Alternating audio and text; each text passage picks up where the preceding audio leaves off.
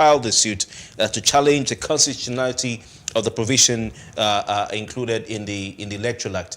You're insisting that this was all orchestrated by Malami simply because he wants to contest the next elections and doesn't want to resign from office earlier than 30 days. So it therefore means that the president doesn't know what is going on, and maybe he's not aware of what's happening. He's being controlled by Malami, which means that he's not capable of governing the country. Is that what you're saying? No, that's what you are saying. I did not reach that conclusion. You reached that conclusion. No, because you said No. My conclusion is simply this: that the Minister of Justice or any other person who is in government, including the persons that Nduka and Co are promoting to contest for the presidency of this country, have a right to contest, but they need to do the needful.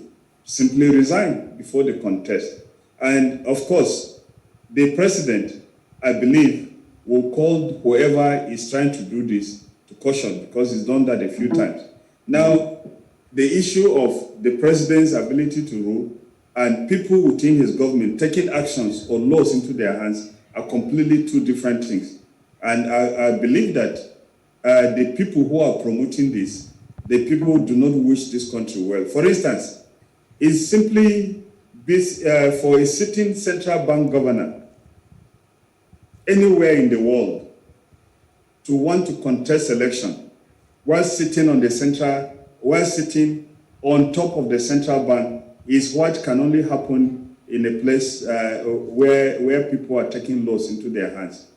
Because what you are telling the people, investors, and everyone that is interested in the economy is that you are going to ruin the economy.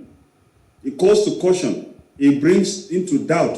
But Honorable Shaulu, Gordon Emefiele, the governor of the Central Bank of Nigeria, has already said that he's not interested in running for office. He's already said that those who were, peddling his name, didn't have his approval. Even his friends also came out to help him amplify his rejection of these. Well, if he did say that, it is good he did say that, because what I would have said if he does not deny it is to ask the president to remove him or ask him to resign. Because those people who went to court, or the names of some of the people who went, are the same people that are promoting his candidature. And that is simply against the economy. It's economic sabotage for a sitting governor of the central bank to double into politics, or people around him to double into politics. What does that mean? That every action that he has taken so far are meant to achieve a political end. What is the implication of that to the people who want to invest in the economy? But back to the earlier point I mentioned, but I think you've, as I've just said, Gordon Emefiele has denied those being behind the calls for him, to be president or to join the political fray. But you're insisting, and you're saying that Malami is behind all of this, and I go back to that question. What I'm saying that you said a few minutes ago, Honorable Shaulu, that you said that Malami was is interested in running for office. That's why he's pushing this. But Mr. President, if he's interested in running for office, he should resign. Yeah, is he? That the judge cannot give instruction to him to go and perform a legislative function. All right, and if he dares to perform a legislative function, it means that he has an interest. Okay, but President Buhari wrote to the National Assembly and sent a bill to you requesting the deletion or the amendment of that section, 84 subsection 12. So would it be fair on Malami to say he is behind all of this?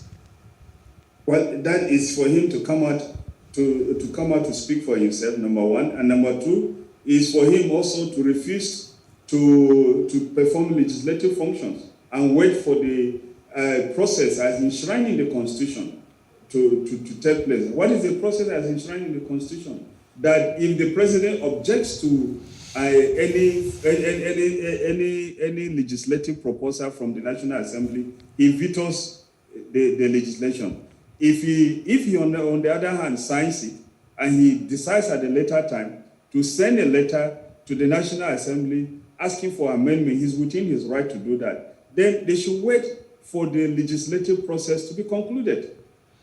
You did talk about. I'm sure you have accepted. You realize you recognize that it was an individual Nigerian, not a member of government, a lawyer and top member of the Action Alliance by the name Nduka Edede, who approached the court in Umuahia, Abia State. At some point, you said he seems to be. Look, listen to me. We've known this from 1993. We've known this from the case of Onogen, that when you see somebody go and get judgment within a few days and get the court to listen to you within a few days. It's been happening, especially political cases. You have some swift rulings. Political cases means that some political interests are pushing it. Okay, but so you did say at a point, Honorable Shaulu, that there's someone who Nduka, the plaintiff, the one who filed the suit, rather, is whose interest he's trying to protect. The person who wants to be president. Can you give us insight into who you're referring to? No, I didn't say that. No, you said whoever Nduka is. I did not say that. You should ask. I did not say there's a particular person. I did not say that. There are interests. Okay. And whoever goes to court, can you go to court today, file a case today and get the judgment tomorrow? It's happened several times, especially political cases. Okay, to try and do one, let's see. No, but you're aware it's been happening, especially with political cases. And you will get judgment. See, the issue is this, that if we want to please the political system, a lot of things have been happening. Cases have been filed, for instance, well over 1 year, for people who decamp from their political parties to other political parties. Courts have not got judgment. We have not got judgment on most of them yet. Most of them have not got to the stage of judgment. And then Electoral Act that was signed by the president a few days ago, now we've got judgment. It stands to reason that there's something, and it is the responsibility, therefore, for those who do investigation like you, or people who are producing the program, to find out, call the person who came, who are those who went to court, why did you go to court? But who are those behind you? Where did you get the money? I'm sure. And then you go to his bank accounts. You go to his bank account and find out where they got the money to. So are you saying that Nduka Edede was bribed? I don't know. Are you alleging that also the trial judge was also bribed as well? You're talking about Milord, the Honorable Justice Ayandike. Are you saying she was bribed by Nduka Edede? Is that what you're saying, sir? That is what you are saying. No, because you were saying we should check bank accounts. That is what you are saying. So Honorable Shaul, whose bank accounts are you saying we should go check?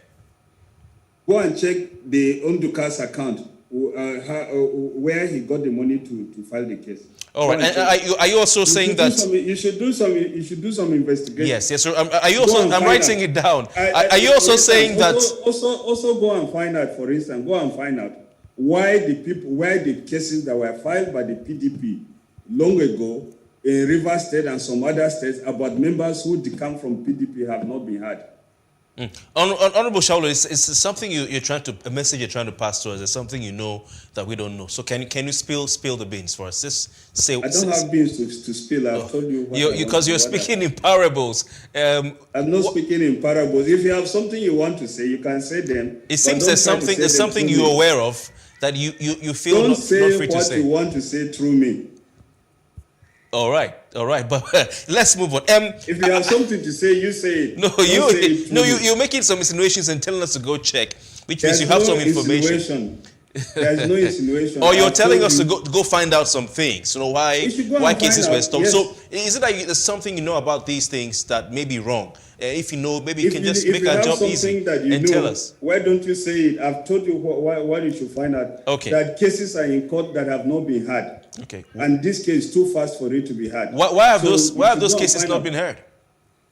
I don't know. Okay. What about the element of time? And I do know that in jurisprudence, there's some of these considerations are brought to bear. We're aware of the election timetable. We're aware of the fact the election is just around the corner, less than a year from now. We're aware that there was this clamor for the president of amendment of constitution for the president to sign the electoral act because of the element of time. And INEC even through its National Commissioner of Voter Education, Festus Okoye, had been crying and saying we need the Electoral Act passed quickly because we are running out of time. So is it impossible that the trial judge, Milord Justice, what's her name of this? So is that the basis for not joining the National Assembly as a party to the case? No, you were talking about the fact that the case was heard is too that quickly. The reason why National Assembly was not joined as a party to the case? I don't know. That's why you are. I guess I'm asking the questions. But I mean, why would a judge, you know, of the standing of the Honorable Justice Anya Dike of the Federal High Court in Umuahia fast track such a case? You think? Well, I don't know. You should go and ask the judge. No, because you seem to be having some issues with that. So, are you okay with the speed in which the judgment was, with which it was had? Honorable, you were seated there, and you were raising questions on the character of the judge. You know, so I'm asking you, what do you think? Yeah, I'm also raising questions about the. I'm also raising my questions.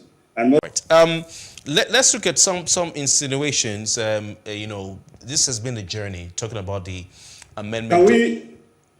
Yeah, go ahead. Yes, this has been a journey talking about the amendment of the Electoral Act. You've had sort of a battle, you know, between the House of Representatives. It's not a battle, but this is what has been playing out between the House of Representatives and the Senate, and the National Assembly on one side, and the governors on the other side. You know, the National Assembly came up with the issue of direct primaries, and this was rejected. The president sent the bill back to the House. The governors also went to see him and voiced, you know, their strong opinion, rejection of this, or, you know, and they didn't want to have this in the bill. The Senate president also was a frequent visitor to the presidential villa, along with the Speaker of the House of Reps. So it was evident that you had both sides going for something different. Some have said that the National Assembly members are simply trying to insure themselves with this amendment of the Electoral Act. And they do not want the powers, you know, in the state to be against them. This time we're talking about the state governors. What do you say to that? Well, there are areas that parties go shopping for people who will contest elections. And it has taken place, it takes place in many areas. So the president, in my opinion, is within his powers, within his right. And I think it's also a good process to have a consensus candidate, to have people that want to do direct, people that want to do indirect or by delegates. They are all proper, and I believe that it is right that they are in the Electoral Act. Of course, I would have wished that we did not put the stringent conditions that we put in the Electoral Act concerning having candidates sign agreements and so forth, because people can just abuse it by going to buy forms when they don't intend to contest election, but just create crisis within political parties. The fact of the matter is that political parties are self-governing entities and must remain self-governing entities with their rules, with distinct characteristics. You cannot have parties being uniform, doing things the same way, as if they are what happened under the Abacha when the former Attorney General of the Federation described political parties as the 5 leprous fingers of Abacha. We cannot do that. Parties have to choose the way they want to do things. Now, talking about members of National Assembly wanting to fight their way, political elections all over the world, there is no Abuja and win any election. You have to go back home. And if you go back home, you need to get people to help you win election. So the question, therefore, that National Assembly members want to fight their governors is just mischief.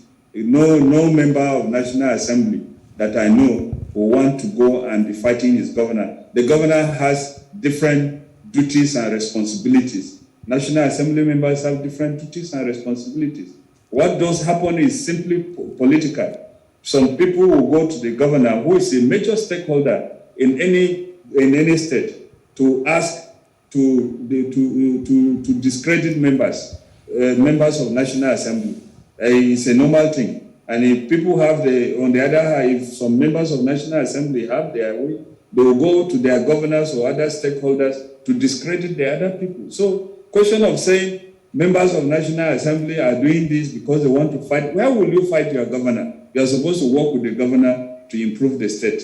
So the issue, therefore, is that people should not be afraid of election. People should not be afraid. Election, there are two things: you win or you lose. Today you win, tomorrow you lose. Or today you lose, tomorrow you win. Okay. Or you retire from politics. So the issue, therefore, for me, is that we need to clean up an electoral process. And I'm very happy with the recent court judgments on decamping, people moving from their political parties. It's been so difficult for people outside Nigeria to understand why somebody is in one party today, tomorrow is in another party.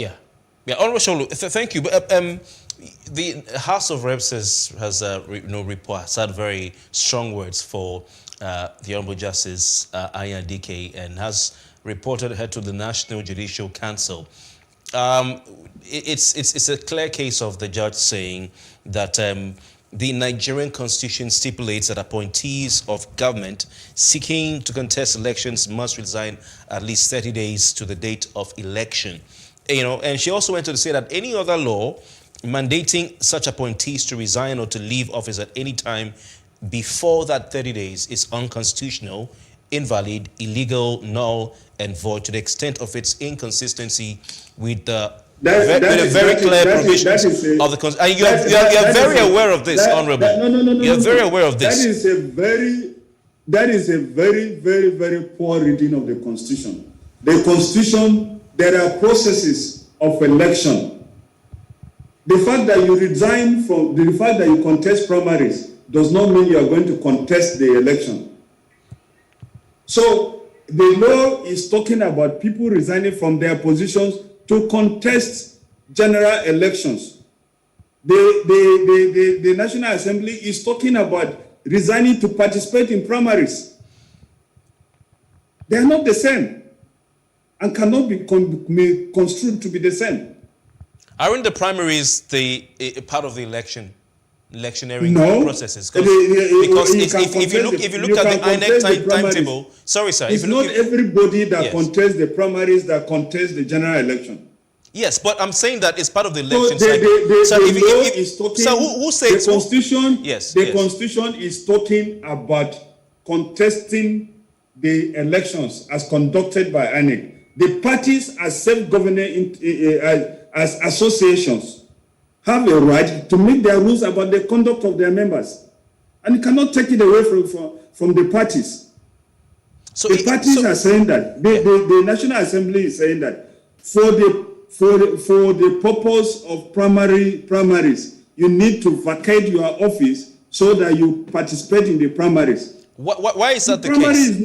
Primary is not the same of a governor who will outnumber the number of party officials that are entitled to participate in the process.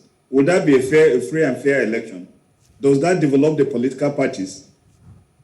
When you are talking about the legal system, about the institutions, you are talking about building institutions that can stand the test of time. Now, there is no rule about the number of political appointees that can be appointed. It happened between 1999 that towards election, some governors appoint up to 1,000, 2,000 political appointees so that their numbers can influence and distort the elections. That is not fair. That destroys the political parties. What happens to the people who have been holding political offices without salary for all this period, that they don't have a say in who should go and contest election? So there's a reason why National Assembly did that. It's been abused and abused and abused and abused. And so for the purpose of primaries, if you want to participate in primaries, leave your political appointment. Very much. People who have received political Thank you very appointments, much. will be delegated. We have to go. I'm sure a lot of Nigerians will want to see the same energy for the questions. I look forward to having you again. Thank you for your time, sir. Thank you. Thank you. Thank you for staying with us on Plus Politics. We'll take a short break now, and when we return, we'll discuss the APC alleging that the People's Democratic Party is planning to destroy the country. We'll be right back. 18 to 25 with text, physical, and virtual. To be a part of our programs, join our community using the details on your screen. Africa Agility is slowly reducing the poverty rate in Africa, one girl at a time. To sponsor a female or to donate to this cause, visit donate.africaagility.org. Thank you.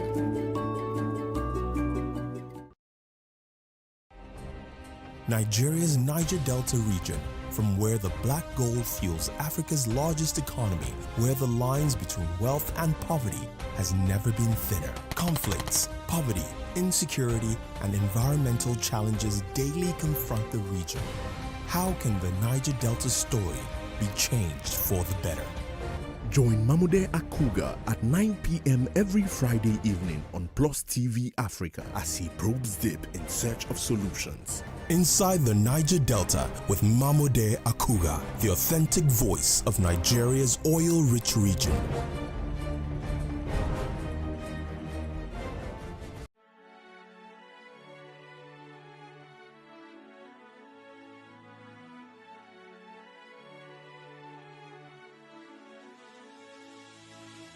It is engagement we need to have. Those who suffer miscarriages are never taken into account. Members of the National Assembly are also influence peddlers. You are sitting on Nigerians' money. From the Babin, I pay my rent. From the Babin, I send my children to school. A consultative engagement. No any tangible notification before they ban us. It's one thing for people to be at your back and the heat of the moment, and another thing for them to still be with you when push comes to shove. I will do everything to take Lagos out of the national grid.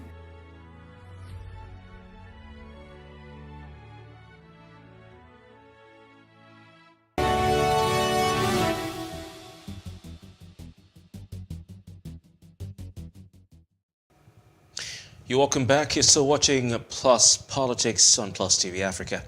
The presidency has chided the main opposition People's Democratic Party, PDP, over its comment on the economic situation in the country, accusing the party of plotting to destabilize Nigeria.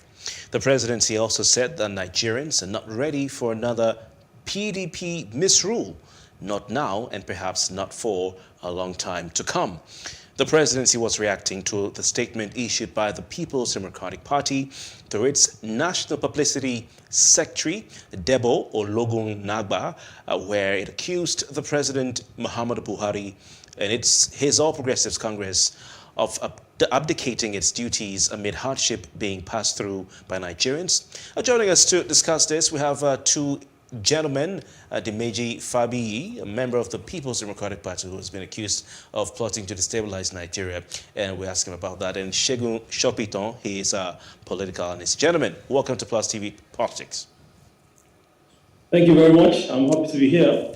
All right, let's tell you, Dimeji, what is the People's Democratic Party saying about the situation of things in the country? Because we read somewhere some days ago that they were talking about a violent uprising, similar to end SARS. Thank you very much. PDP is just playing its role as an opposition, and they're just saying it as it is. It's no more news. The situation the country has presently found itself under the leadership of the APC. So PDP is only calling the attention of Nigerians to it, which does not necessarily mean that they are calling for uprising or anything. All over the world, in even advanced democracies, the opposition parties, as it were, will look at issues, look at the current situation in the country, and then make a statement as a kind of warning to the government to up their game and rise in the defense and in the favor of the citizens of the country.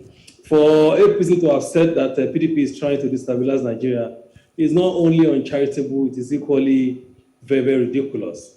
Nigerians are wise enough to know what the situation in the country are. Is it in the area of security? Is it economy? Very recently, APC had become a problem not only to itself, but to the generality of Nigerians.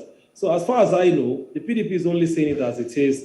They're just calling the attention of Nigerians and the government in power to please do something about the plight of Nigerians. This is not a better deal. This is not a good time for the citizens of this country under the leadership of the APC at all. Look at the president that is coming, to take over the leadership of this country will have a lot of work to do. He must bring in serious ingenuity to be able to get Nigeria back on track and help Nigerian citizens to feel, the benefit of a good governance.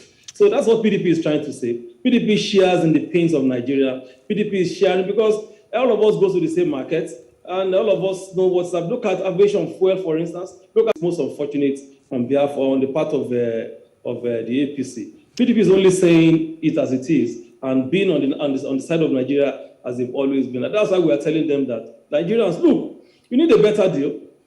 This guy, you have tested them. You have tested 2 wives. In the 16-year rule of PDP, we knew what they did. The records are there. They may not be perfect, but it's not as what we're facing under the leadership of inept government of APC. All right. So, my brother, Nigerians know better. And nobody needs to spur them into crisis or agitation. They know what to do. Okay, fantastic. Segun Sopiton, what's your take on what the Major and indeed the PDP are saying about the situation of things and a violent uprising if things don't change?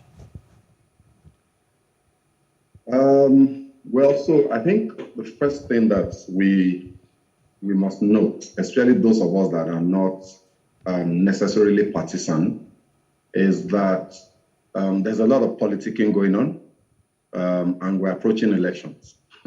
so you'll get a lot of this going forward over the next 12 months.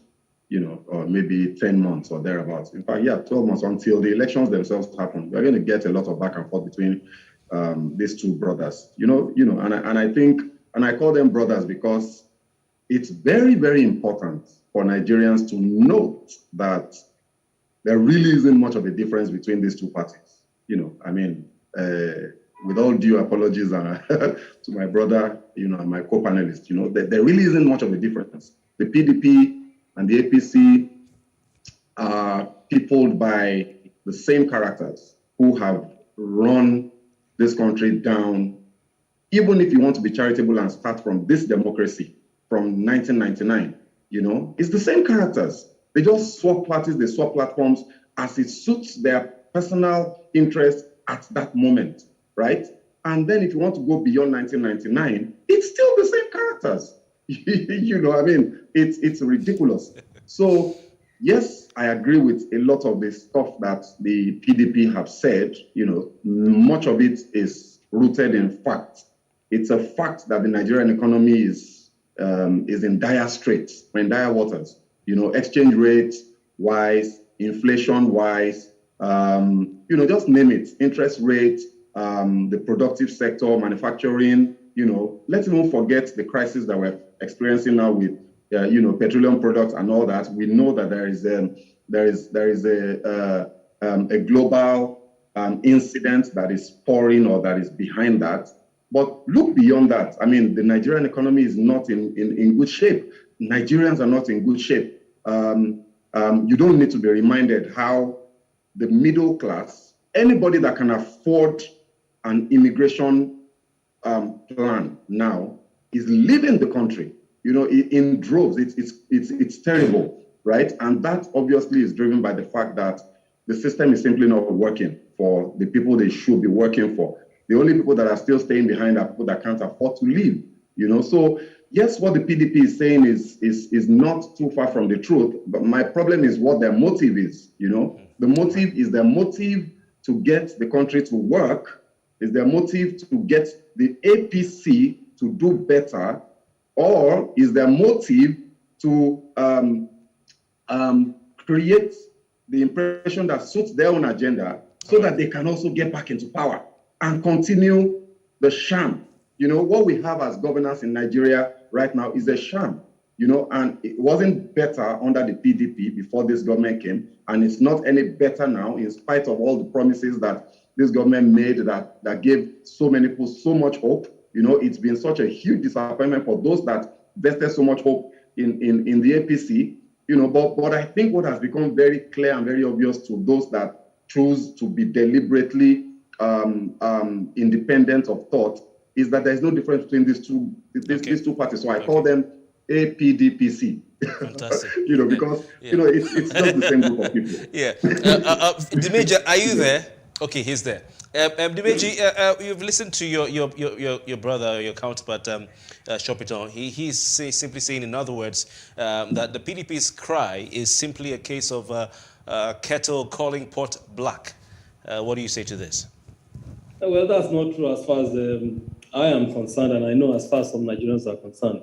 During PDP time, there were appreciable achievements that government of PDP made, and I'm here to see those appreciable achievements of this current government. And I can tell you how much was dollar to a naira during PDP time, how much was a bag of rice, how much was the petroleum pump price at that time.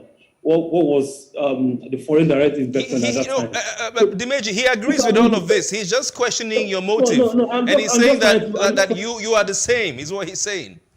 That's exactly what I'm telling you, that we're not the same. It's not the same. We may have some actors who move from one party to the other, but let's balance them within both government. So the truth of the matter is that I don't believe that. You talked about corruption. You talked about corruption profile, Dimeji Fabi, and you were saying we should balance the corruption profile of the PDP side by side with the corruption profile of the APC. So, who is more corrupt?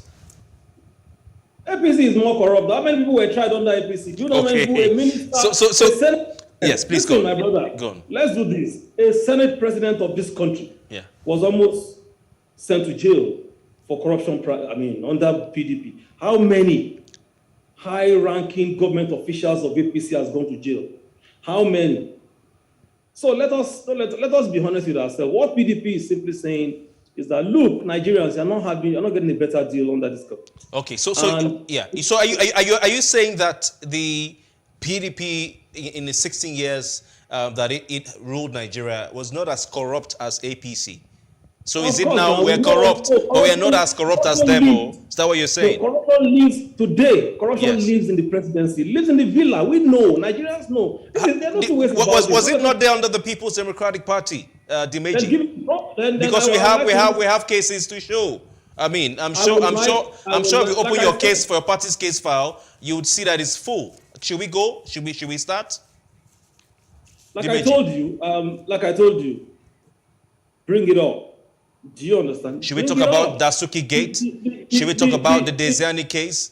Should I go on? So are you saying that the PDP is corrupt but not as corrupt as the APC? I ask you again.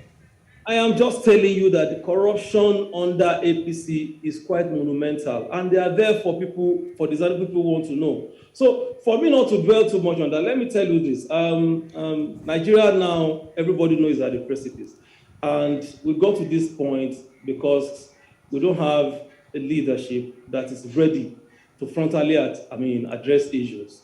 PDP raised the issue of NSAS. Has it been properly addressed, where Nigerian youths were maimed, killed, and all that? The rest is history today. This is not what we are talking about. What did the People's Democratic Party do in its time to end police brutality? Can you tell us, please? In 16 years. Should I give you the cases of police brutality before 2015? You want me to give that to you? My brother, police brutality has always been. It's not only in Nigeria. What did the PDP do in its 16 years to end police brutality? Sir. PDP did quite well by trying some police officers who were engaged in brutality. I cannot here be telling you the details of it, but we know. But how many, compared to what is happening, the brutality under the APC government? This is the reality. The facts are there. You are a journalist. Go and get your facts and bring it up.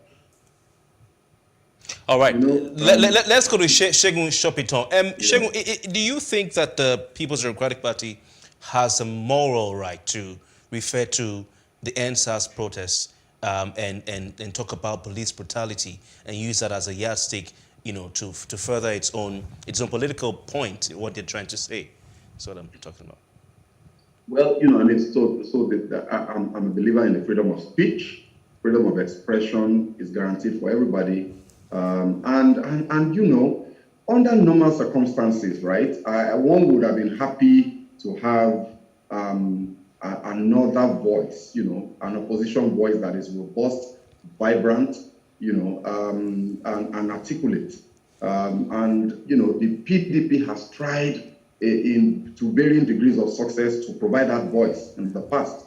So some people would argue that let's focus on the message and leave the messenger for a second. So if we look at that, then I would say, oh well, maybe they don't have a moral right actually, because they were no better. I mean, this police brutality issue that we're talking about, just like you rightly said, it didn't start last year. It didn't start with NSAS. It's been with us for a long time.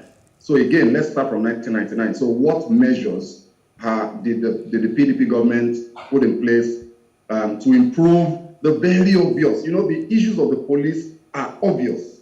If you underpay a man, you are paying him such an amount that is inadequate to take care of his basic needs, and then you give him a gun. It is an inevitability that he will use that gun to further his own personal interest. It's just logic. It's human interest and human nature.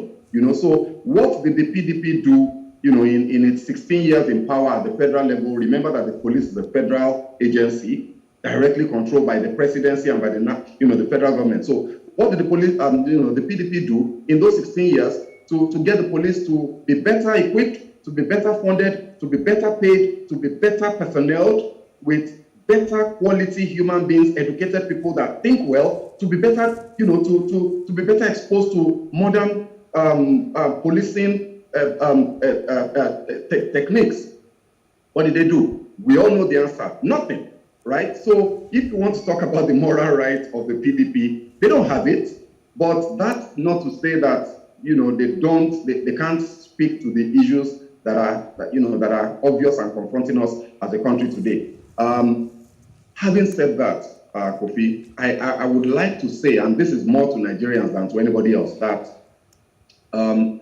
if come 2023, right, it's very, very, very likely that it will be one of these two parties that will produce your next president and that will populate the national assemblies and the government houses across the states and the state houses of assembly.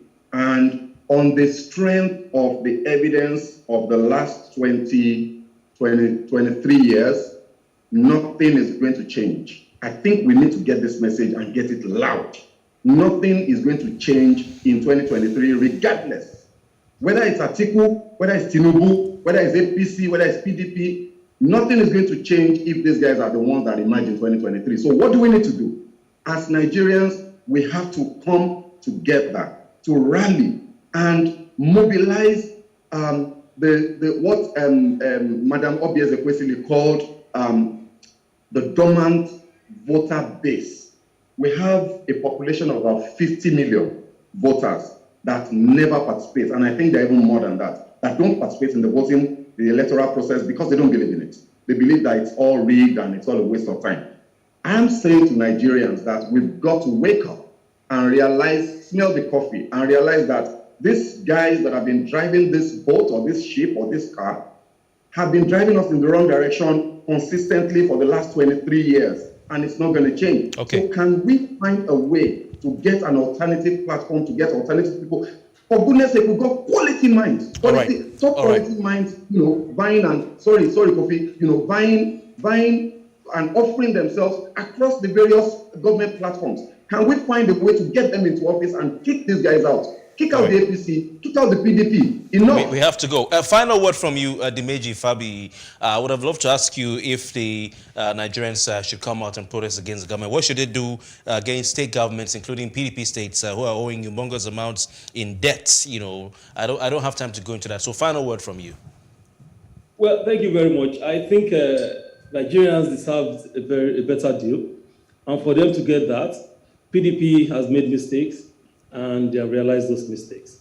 Another chance for PDP will give Nigeria what they've always desired. I'm so sure about that. Nigeria needs a unifier at this point because the country is in a bad shape. And that's where people like Atiku, the man said cannot do it, comes in. With his experience, with his... Thank you very much. We're out of time. Dimeji Fabi is a member of the People's Democratic Party. Shegun Shopito is a political analyst. Gentlemen, I'm sorry, because of time, we have to pull the plugs up. But I want to thank you very much for giving us a very robust conversation. Thank you, Dimeji and Shegun. Thanks for having me. Thank you. Thank you. All right, still Plus Politics.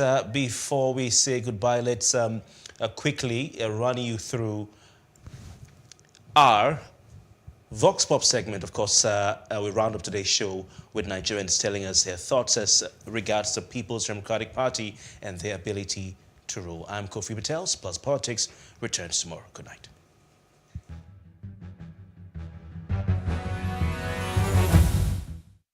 By the grace of God, this country is for Nigeria, and I believe anybody saying he will develop this country is a verbal talk. Personally, my opinion is that God is the only one that can put somebody that will make this country to be a... Promises have been made several times, and I believe, well, we don't have anybody to say, actually, this is the person that will be the God sent. But let's give any person a trial, because with a trial, it may even work out. No, the fact remains that it's not all about the party. It's all about a person and his own personality. So, unlike me, I don't vote party, but I vote people's personality. So, whosoever that wants to come in... Try PDP. Or if possible, let's try any other party. God choose that can develop this country, not ask anything to do with that PDP or APC.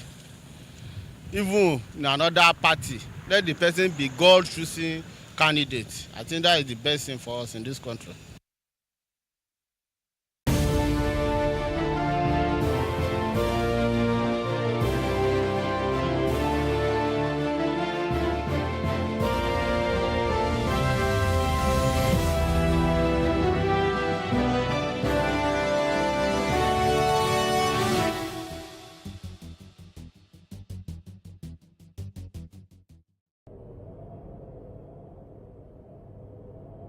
A broken road does not understand Igbo. It will not maim the Fulani and let the rest of us go. The accidents it will cause will take our lives. For when a vehicle somersaults, it breaks our bones. So, you can speak Nupe till morning comes. It will not build libraries in our public schools. And when a woman, a young woman, lies dying in childbirth, your fluency in Ijo, it will not save her life. For Christian or Muslim, it makes no difference. When you're being driven around in an ambulance from hospital to hospital in search of oxygen, northerner or southerner, you'll just die suffocating. You will die from causes easily preventable, like no fuel for the police to respond to your distress call. No light, no water, no nurses, no jobs. Nothing kills as efficiently as bad governance. As politicians in office who do not pay salaries, whose response to bad roads is bigger SUVs, who set up committees and publish white papers, presiding over affairs that never improve. Politicians in jeeps with minds in London, perpetual latecomers to every meeting, irritated by anyone with a different opinion, who see the people as a throne to sit on. Politicians in power, who personalize the state, who criminalize criticism and terrorize dissent. In society, nothing kills as efficiently as a politician in high office with low mentality. For you see, Boko Haram will burn down an entire classroom, but a politician can swallow the entire school system, can fold up the power station and keep it in his briefcase, can roll up the railways and keep it in her house. They can file our seaports away in a drawer, can cripple all our farms with no fertilizers. No matter the passion that you bring into a startup, the government can cripple it with just one pronouncement.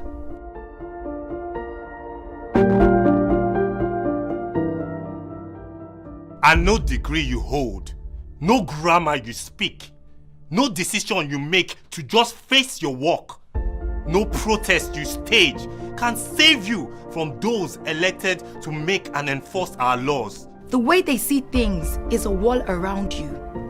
For you cannot drive faster than the person driving you. No matter your wealth, education, or achievement, you're subject to the mentality of those in government. Politicians in office hold the yam and the knife. For to elect is to give the elected power over life. Which child remains Almajiri or becomes better? These things are in the hands of the people in power. Politicians in office hold the farm and the seed. For to elect is to give the elected the power to decide whether security operatives can murder citizens and walk away free. These things are in the hands of those who run the country. So, if you are tired of it all, then strike it at its roots.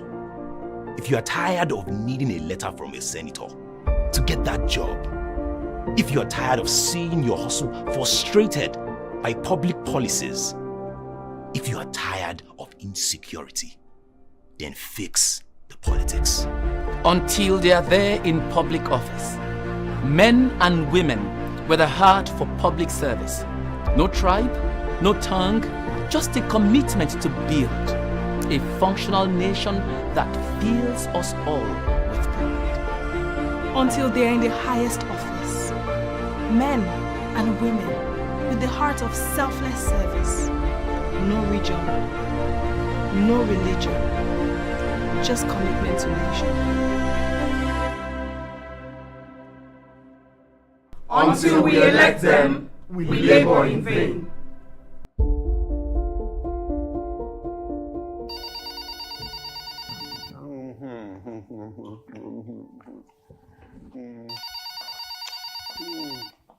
Because they have elected someone, they can just call you anytime. It's not done.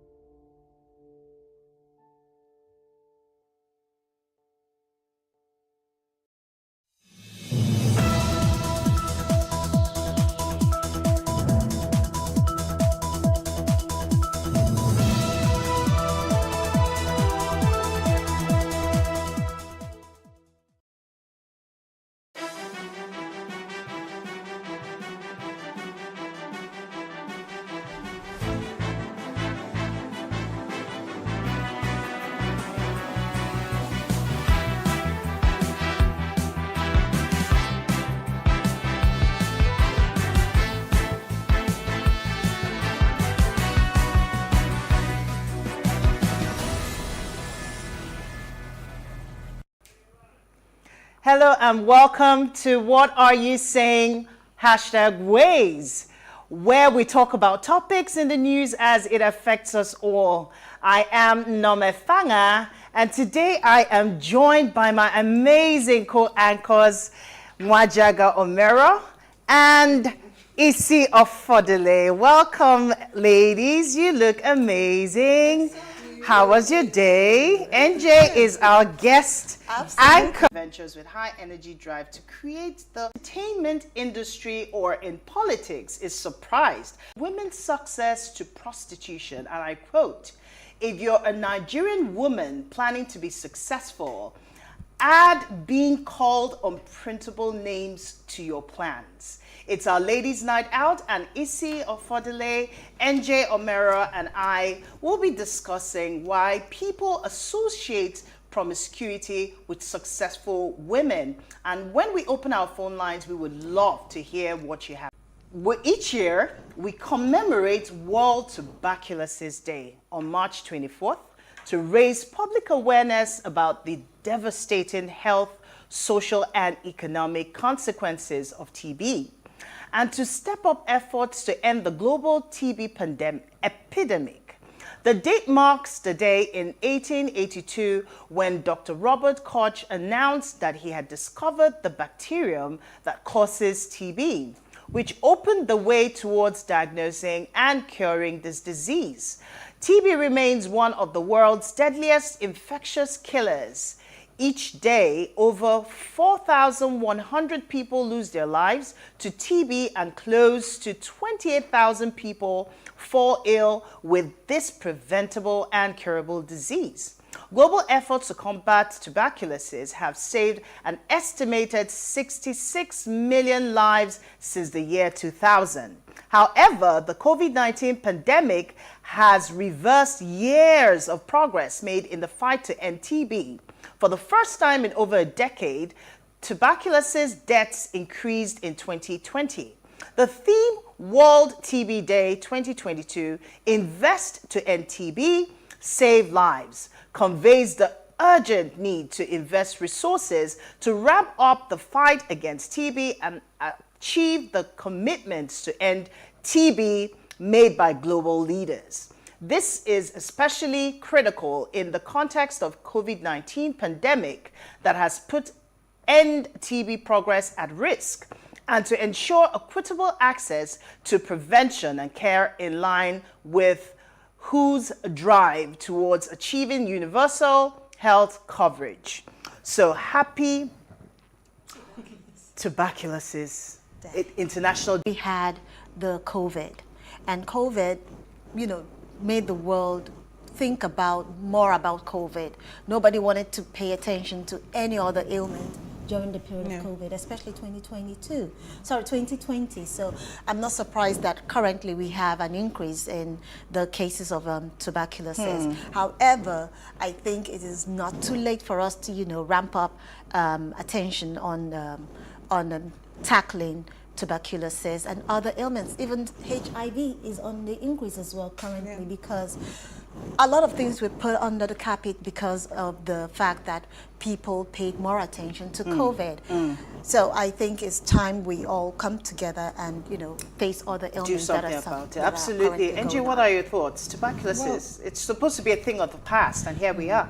Well, like Isi said, these issues we haven't paid enough attention to them over the years, and because of other issues that come up within the country, within the nation, globally, a lot of attention this has gone neglected for a while, and a couple of years now, and due to that, we're where we are today. We're finding ourselves here that the rate is going up, and then there's something, but there's always a chance. There's something can be done. Like they say, there's an Igbo proverb that says, when you wake up is your morning. So there's always a time to wake up and actually get on it and do something about it. So if that awareness, if we're having the day and we're celebrating it, it's important for us to know the reason why we're celebrating a day is to create awareness that people shouldn't neglect the fact that this issue is still here. Okay, all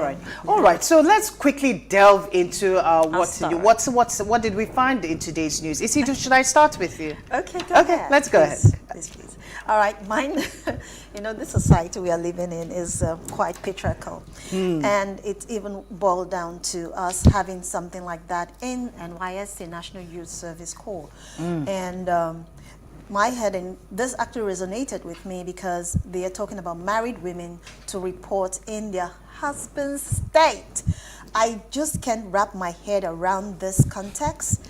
But however, let me just give a brief run through of what actually transpired. This was by the National Youth Service Corps, and they said that they directed that married women should be, or female corps members should report for registration at the orientation camps in their husband's state of domicile, irrespective of the states indicated on their call-up letters. I think you have a problem with that. I think I have a huge problem with this because first we understand the fact that NYSC was founded on the context of no gender, no tribe, nothing. Basically, there was some sort of egalitarian concept that was attached to the founding of the foundation of NYSC, and being the fact that we have this concept, why didn't they attribute it to the male counterpart as well? Why can't the male also, since they're married, they go to the female where their wives are. Where their wives are. Yeah. So they should do the same thing to them as well. You know, I think is totally wrong. And NYS is a paramilitary organization, and they shouldn't attribute gender or the female concept into it, basically. Now, another thing is also looking at the female psyche. How is the female, the woman who is affected, how is she going to feel? Okay, she's going to her husband's state or her husband's place. Of course, when you get married, they'll tell you, don't go to your father's house, go to your husband's house.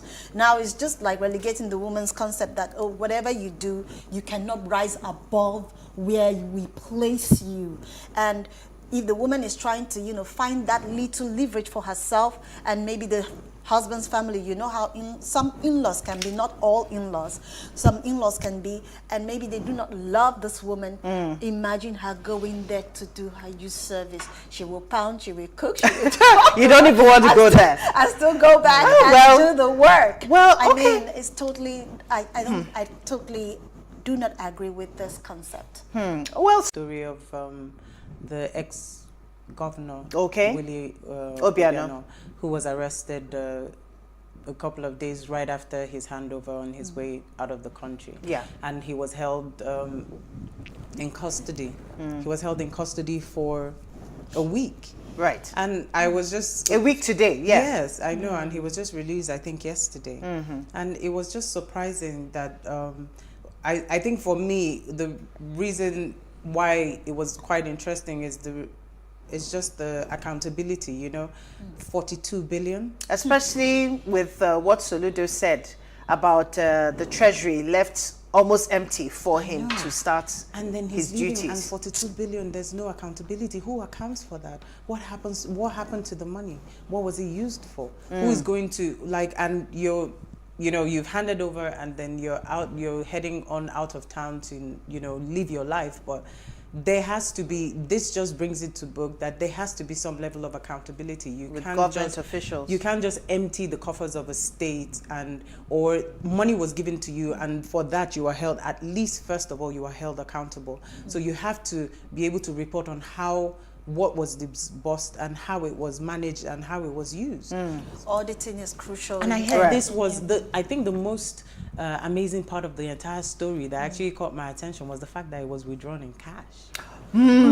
That is conversation for another. So today my story is on and they search for the aircraft's second black box through the mud and rain. The first order apparently will provide investigators with the details of communications that went on between the 3 pilots who were on the flight, who were navigating the flight. Unfortunately, even though no bodies have been found, they have reported to have found human tissue around. And the interesting thing about this flight was that at some point it plummeted, but it seemed that it was going to get itself back on track, and then it dipped again, and then the crash happened. So, and these have been there have been devastating crashes over some years back in Asia. And this is yet another unfortunate situation. But it continues to unravel, and hopefully we'll continue to follow the story to get the updates about how far and what they've been able to uncover, especially with the black box that they have retrieved. Yes. From what I also gathered that in China, they hardly have plane crashes, basically, because it's one of the strongest airlines in the world. Interestingly, the pilot is said to be a 59-year-old man who is supposed to retire this year. Wow. That's And he had several years of experience, and he was said to be a very safe and efficient pilot. And so for this to happen, it's really unfortunate. It's really unfortunate. It is. Prayers are with the families who have lost their dear ones. And at this point, we're going to be going on a quick break because we are talking why people associate promiscuity with successful women. See you after the break.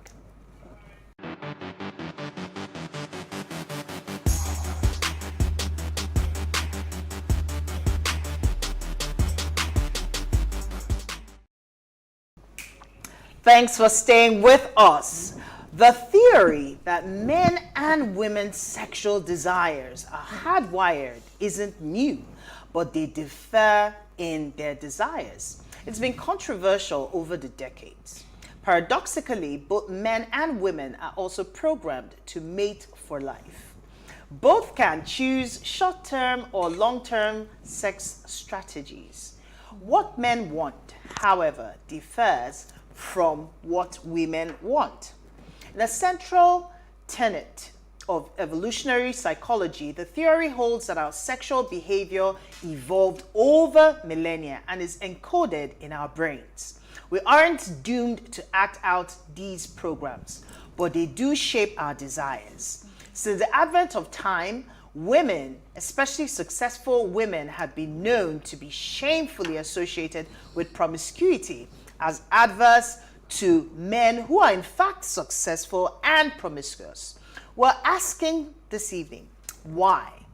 Please let's hear what you have to say. Remember, you can join the conversation, send us an SMS or WhatsApp to 0818-038-4663. I will take the number again, 0818-038-463, or tweet to us at WayShowsAfrica1 with the hashtag WaysShow.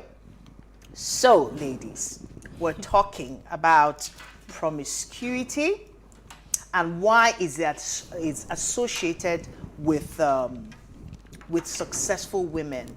And Nancy, that's our backup story, our background story, where Nancy came out to air her views about what she thinks of in regards to promiscuity and women. She said a lot that some names, unprintable names that we cannot mention definitely on TV. But she did say quite a bit, I mean, on social media about women being to be prepared, basically, that if you're going to be successful, you have to be prepared to be labeled and to be called unprintable names. Now, our question this evening is, why do people associate promiscuity with successful women? So I want to start with, is it true that every successful woman you see out there is promiscuous? Let's even break it down first of all before so I want to know your thoughts. What is promiscuity first? Okay. Basically, it has to do with the fact that someone is lustful, is wanton, is licentious, is loose, is according to Nigerian English, wayward. Yes, basically, that's the concept which is given to promiscuity. Now, I would like to start with the Bible. And the Bible says there was a part where Jesus was with a woman who was tagged as an adulterer, and the woman was told, was given the name, was labeled immediately. Yeah, and the moment, woman. Yes, and the moment she was labeled the name, Jesus said one thing and said, "If you are without sin, cast the first stone." Men can be promiscuous. Women can be promiscuous. Right. So it doesn't necessarily mean that it's gender-based. It's cuts across. So using this as a premise, I would say that promiscuity is relative as well. And we have the society looking at us in this concept and our culture. Yeah. The culture and the society plays a huge role in marrying promiscuity and labeling a woman who has been successful in whatever platform she finds herself. I would pick an individual, for example, the Dora Akunyili's. Right. You talked about the politics, women in politics. This doesn't necessarily mean that people like Dora Akunyili was promiscuous. she made her name. Some people will beg to differ. I beg to differ. And we also have individuals such as Fumi Yanda, who is currently an entertainer as well. These people have been able to find that level playing ground where they can, grow themselves and be who they are today without anybody actually paying monies into their coffers or basically being promiscuous, basically. So I think there was a show, I think this was years back, I think I was still in school then. Fumi Yanda actually I remember. Yes, a show. She had a show on NTA. On NTA, and she actually said that any woman who has been able to groom herself, grow herself to a particular level without having someone, pay her bills or without her actually being promiscuous, she stepped out. And a few women actually stepped out. So you can't tag every woman or any successful woman as being promiscuous. Okay. There have been women who have been able to climb the ladder without actually, going downhill. And we also have individuals like the writer Chimamanda Adichie, who is making waves all over the world globally. And you can't say because she is a woman, she should be labeled. Now, it also has to do with the terrain you find yourself. Okay? She's a novelist or a writer. We have the politicians, we have the entertainer. Now, it depends on how you entertain and who you entertain. Right. There are some people who I don't want to call her name, she likes to pose nude online. And that's how she entertains. I don't know if that is termed as being promiscuous. Now, that is another thing that has to do with the social concept and the social morale of the society. So yes, some women can be promiscuous. Yes, men can be promiscuous, but it has to do with the society. It has to do with the culture of the people in that environment.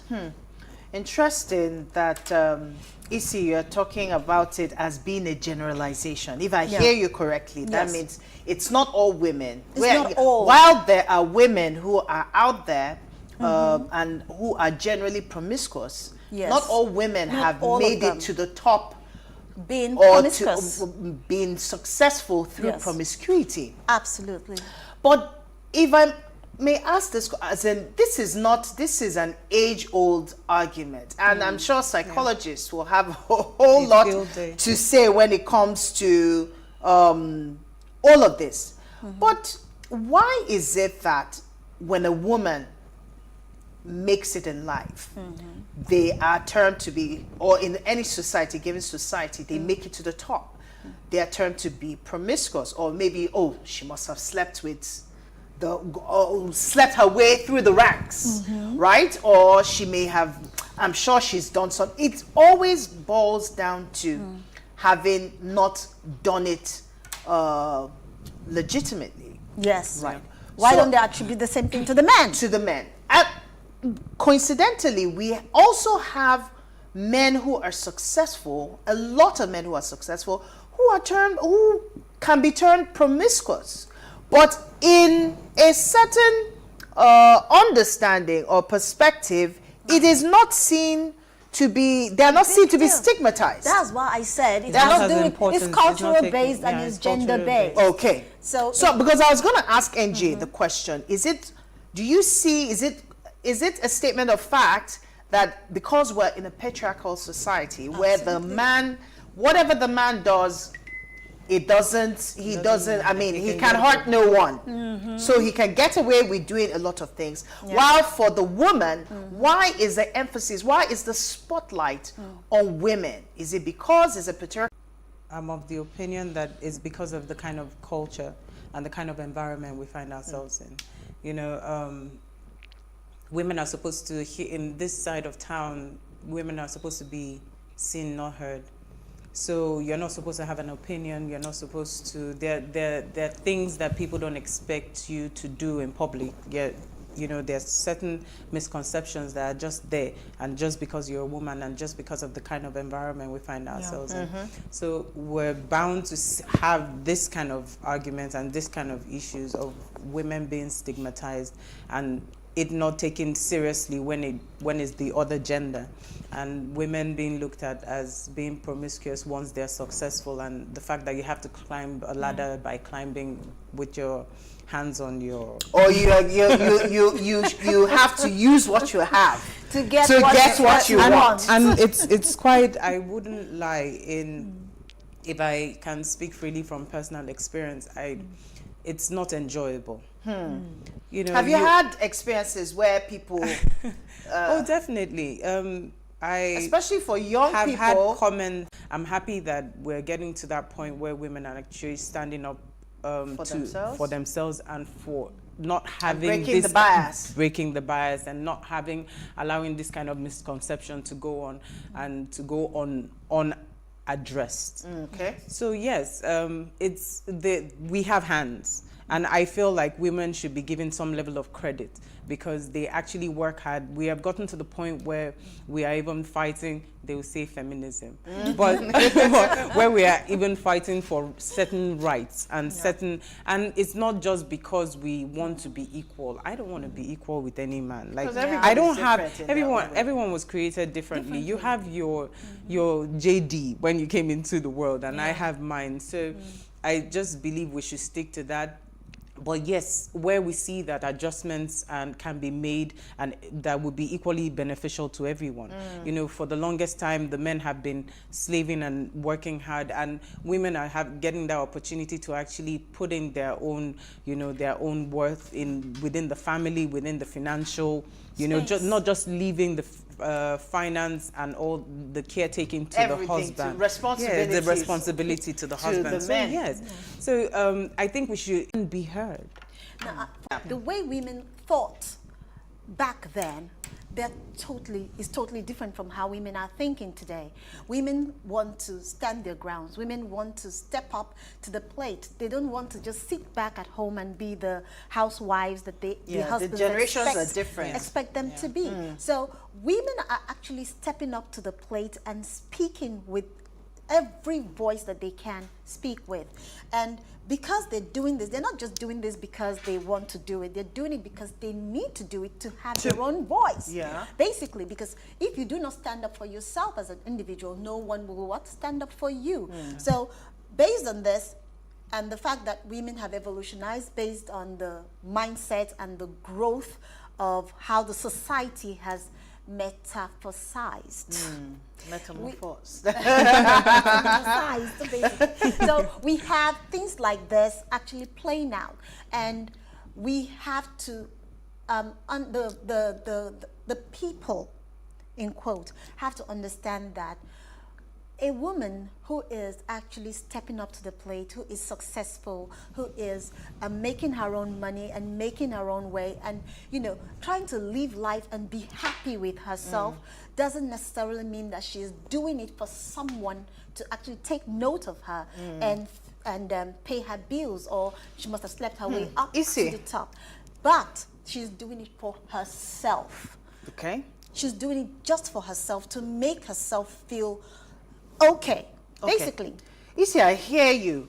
But the same women, even though you said women have evolved, I hear you clearly. Absolutely. But it's the same way if you go on social media, there are people who are complaining about being called out on different, being called names. I think I read through Nancy's write-up, and I saw where she was saying, I also saw another actress or something, or somebody else who was venting as well, saying people calling her names, that sometimes you go out, you're working hard, you're doing all of these things, and then you come back to meet over 1,000 trolls. People calling you out and calling you names and doing all sorts of things. So, and if you do like a rain check, you find out that majority of those people are even women. Now, there are women who are doing these things, and then you're wondering that is it really the men that are accusing women of being promiscuous, or the women have problems with women, fellow women, just because they have a voice or they have come to have a voice. They are doing something for themselves. They are making a name for themselves outside of the umbrella of a man. But at this point, we will take a short break. You need a Let us go and for take water, cool down, because I think the tensions are rising. When we get back, we'll continue the conversation. Stay with us.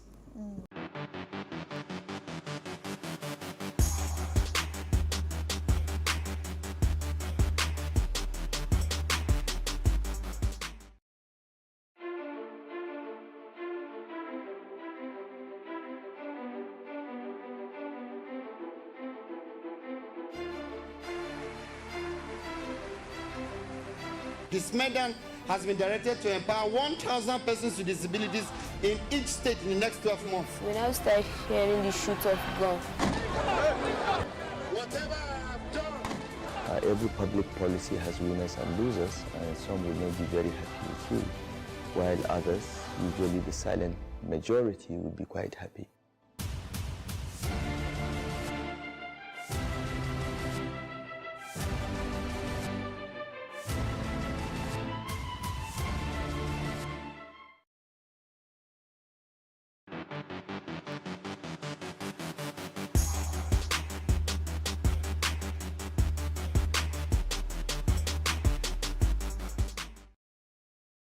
If you just tuned in, it's our ladies' night out, and we are discussing why people associate promiscuity with successful women. Please, let's hear what you have to say. Remember, you can join the conversation, send us an SMS or WhatsApp to 0818-038-4663. Let me take the number again, 0818-0... Okay? 0818-038-4663, or tweet to us at WayShowsAfrica1 with the hashtag Ways. Our phone lines are now open, so please call us on 0702 500-7749 is 0702 500-7749. All right, so ladies, we were talking about is it the women? Is it the men? Look, who is the problem? Because do you want really, to take this? this I should is take it. this is a major. Go ahead Yeah, and so start. AJ, I want to hear you because you are young. You know, Okay. you are young, and let's not make it look like, oh, these are married women talking. You are young. You are single. I'm actually advertising you at this point. You are young. You are single, and you are successful in certain clients. Yeah. You know what you want. You are able to go for it, and you are working very hard to make a name for yourself.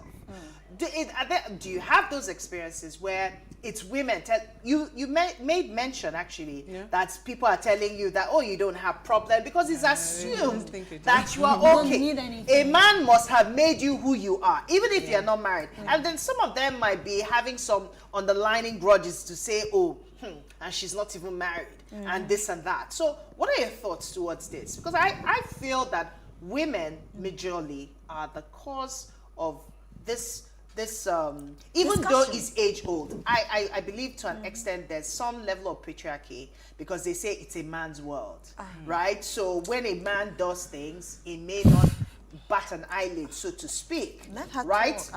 They hardly carry any stigma for being a player. Even a guy, sometimes it's even like a title. He used Was tagged. a Yoruba, unprintable word that was used, to define women who are successful, so to speak. So what are your thoughts towards this? Yes, I'll take it from the first angle you took it from, which Very is quickly, while we're expecting a call. Yeah, sorry. Oh, yeah, okay. So I'll take it from the angle of, yes, sometimes or most of the time, I feel like in most cases, it's women, doing pew-pew at themselves. It's the case of, that kind of thing. So, I like pew-pew. Yeah, because when men most of the time, if you look at how things go on social media, men talk from one point of view. Once you start talking about women, it's just it's all out war. Like they always, there's always that negativity in the opinion. But yes, there is that angle because of lack of understanding and a misconception that has been there over time based on like what we have said, culture and everything, how men are seen and how women should be seen, should be, but not because there's that difference. Now women are evolving and the lack of ability to be able to keep up with the changes is causing us to come up with different ways of viewing it, which is promiscuity. When a woman wants something different, it's not the norm. You're seen as being wayward. You're seen as being, you're out there.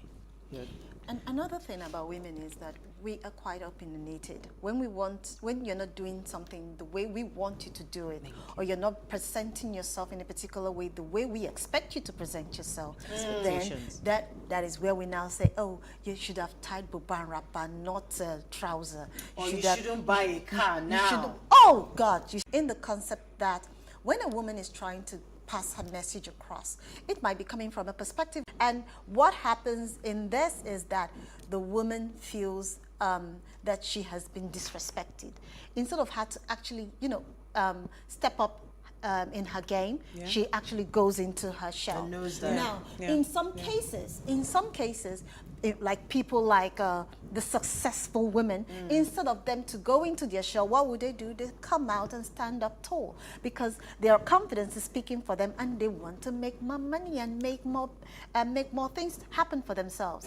So, when a woman finds herself in this position, look at the women that are actually trolling her. Okay. They are not up to par. Yeah. They are not up to par. So when you have such, if you are a woman and you're successful and you have everything going for you, just keep moving and keep breaking the bias and keep breaking the boundaries. It's a major problem, Issy. You have I love the direction that you brought it from, because it is the Holy Book would say, as a man thinks in his heart, so he is. So you find a lot of people, and we mentioned something about programming, right? So we mentioned that in the society that we find ourselves, we have been programmed to think that every of our success must come under the umbrella of a man. And then when women try to break that bias and stand for themselves and make something out of their lives outside of that context, it's seen that you're either uncontrollable by a man, or you are even a man. You are competing with the men. You are not. So that is why people will frown at women being in the boardrooms. That would be so. And then when you are seen in the boardroom, she must have slept her way to the top. Things like that begin to seep into the society. Now, for women like that, why? I'm not saying that there are women who are not promiscuous. Generally, I think that's a statement of fact that there are women who are we're waiting for calls to come in. You can call us again at 0702 500 7749, because we really want to know what you are saying concerning this matter.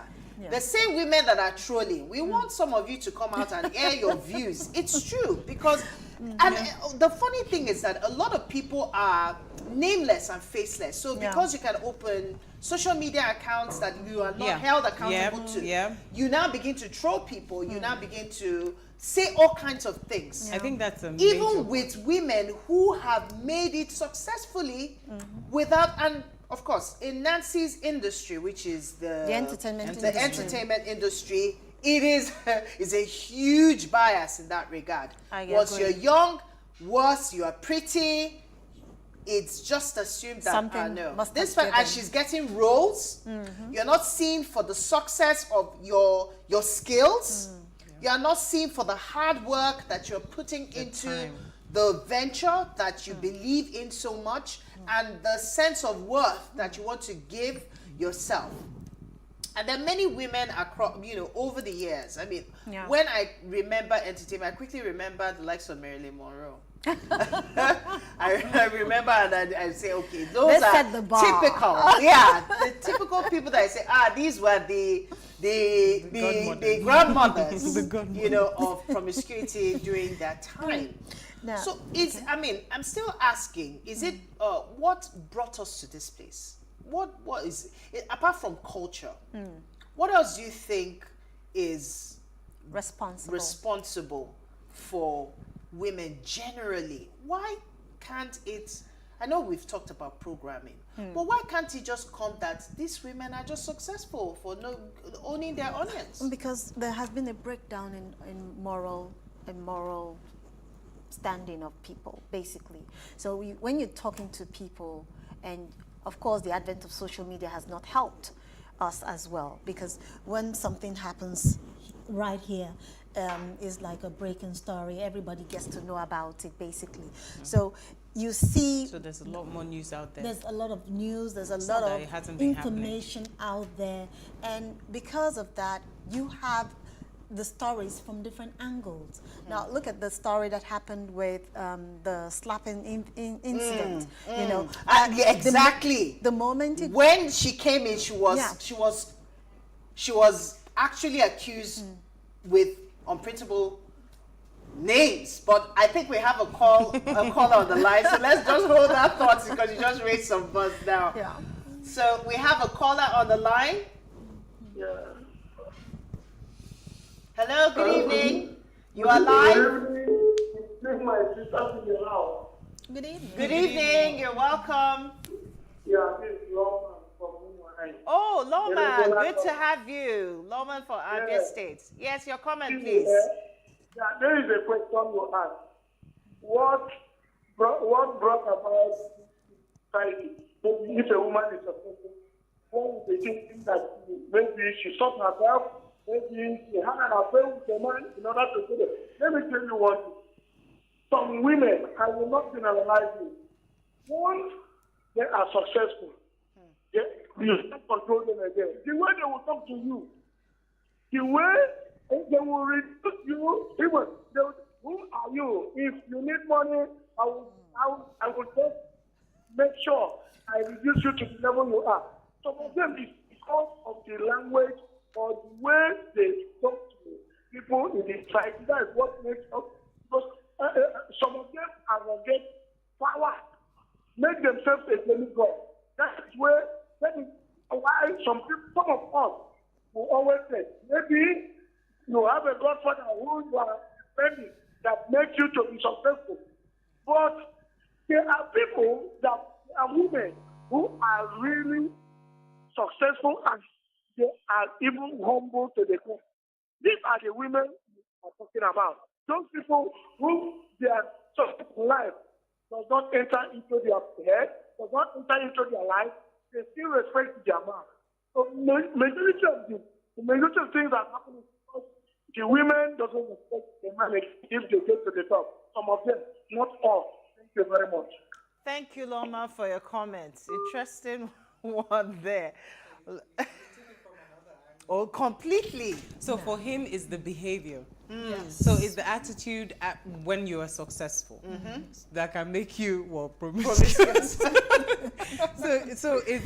So you see that there is a misconception. People see from their own side. They see the world from based their on own where side they're point of standing view. per time, right? Yes. So you can't. He says, we're not saying it shouldn't be successful, but don't come and give us rub it in your face. Don't rub it in our face. But I think that for that caller, I would say that happens with success. Okay, Andre, hold that thought. We have another caller on the line.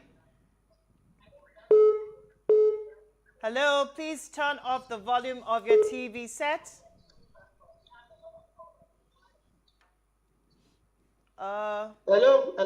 Hello. Yes. You're live. Good evening. Good evening. Welcome. Buki from Akure, you're live. Thank you. I'm very, very happy to be here this evening. And I want to say you ladies are doing very, very well. Thank you. I love your hair. I love your makeup. I love this setting. This is my first time joining the program. You're welcome.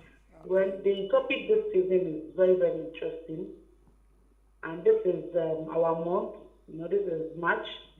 We celebrate women in March. So I love the topic. Like the last caller said, some women actually got their wealth or their success from promiscuity. We need to be honest. Some of them will tell you hard work pays, but behind the scenes, they're doing things. What they do are unprintable. So they make it look like the young woman that is working is not working hard enough. But there are some people, some women who actually work for their, for their money. Some people, they have successful women who have made their mark in their various, endeavors, and we appreciate them. Those are the people we should celebrate. But those who feel that until they open their legs before they get, whatever, such people should not be celebrated. Okay. Yes, that is why most times people attribute successful women, they see them as prostitutes.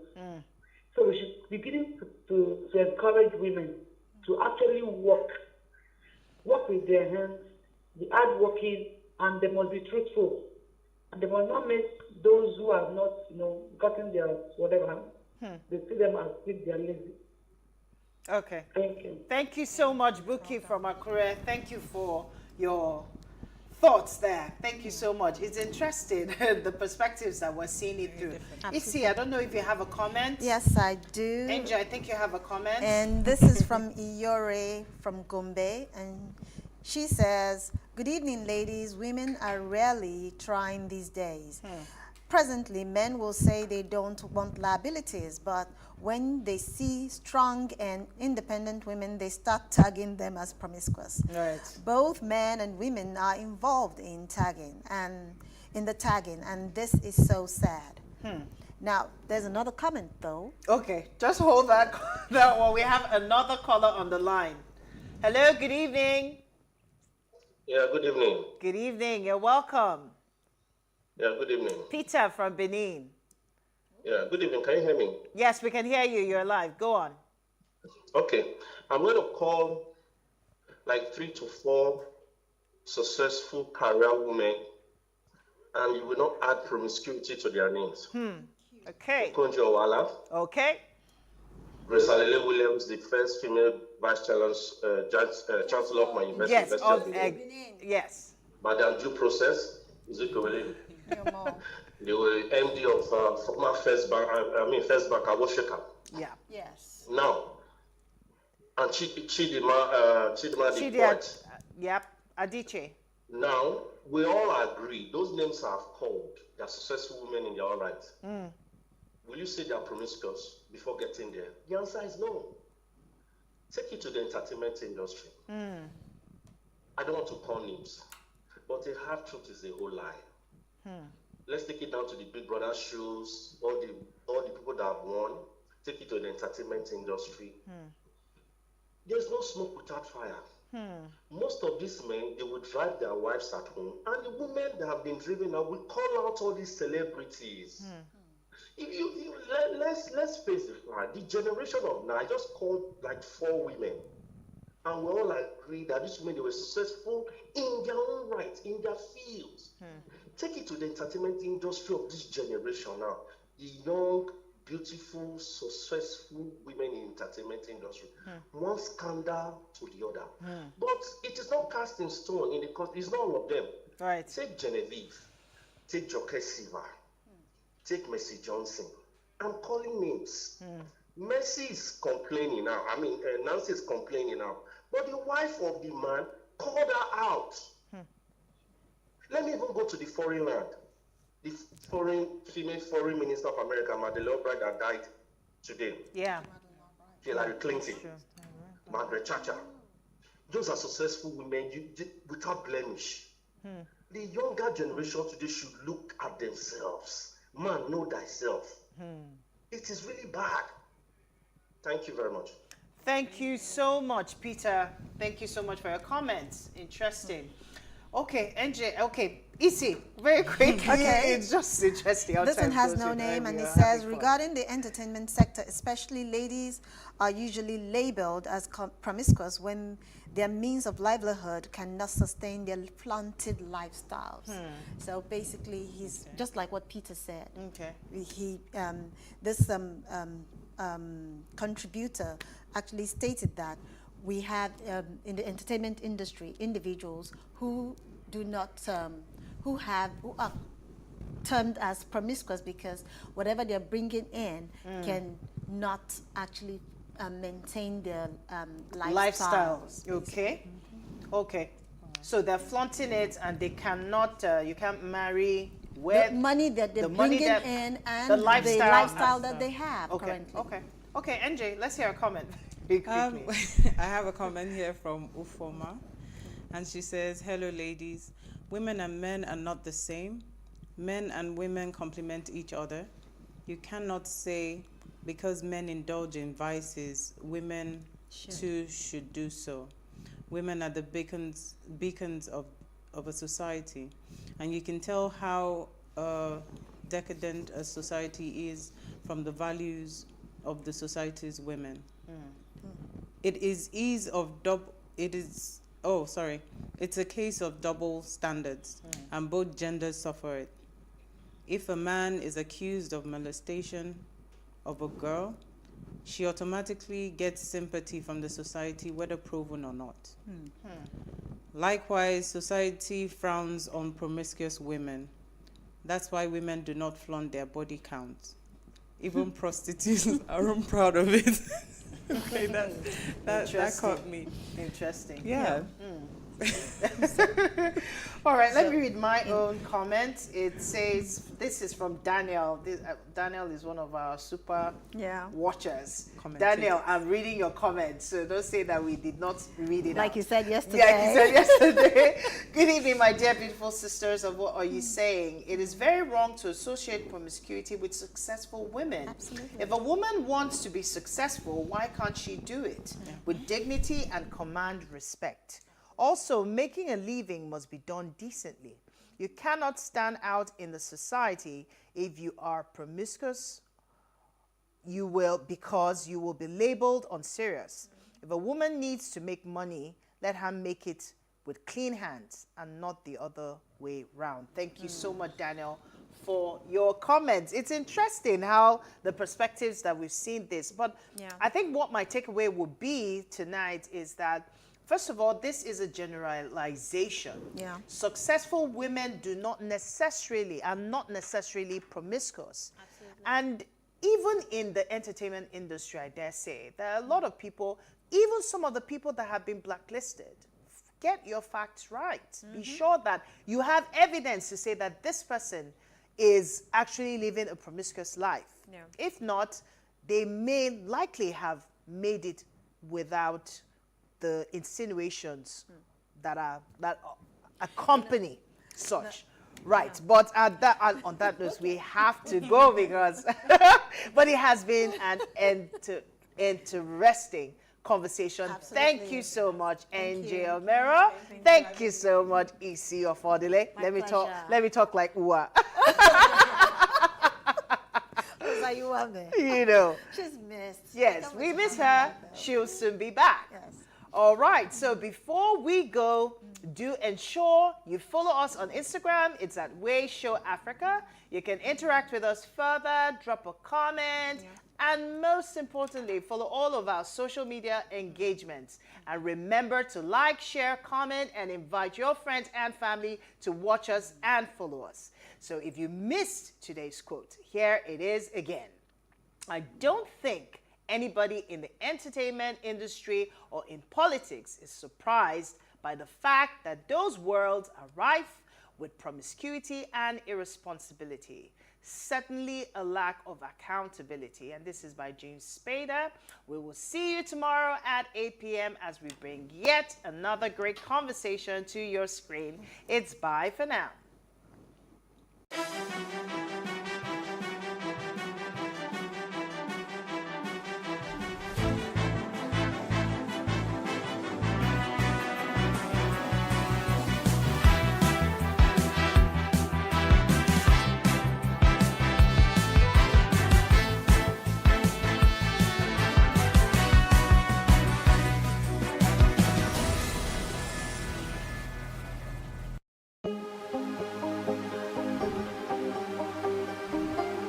is it for upcoming artists to blow in Nigeria?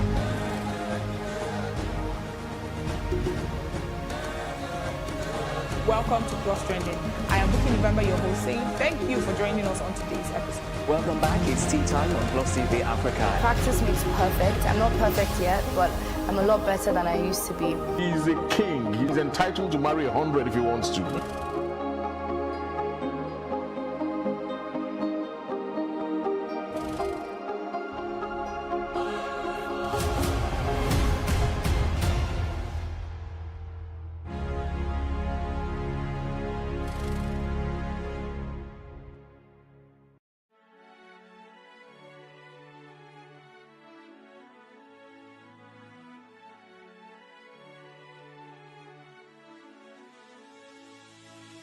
It is engagement we need to have. Those who suffer miscarriages are never taken into account. Members of the National Assembly are also influence peddlers.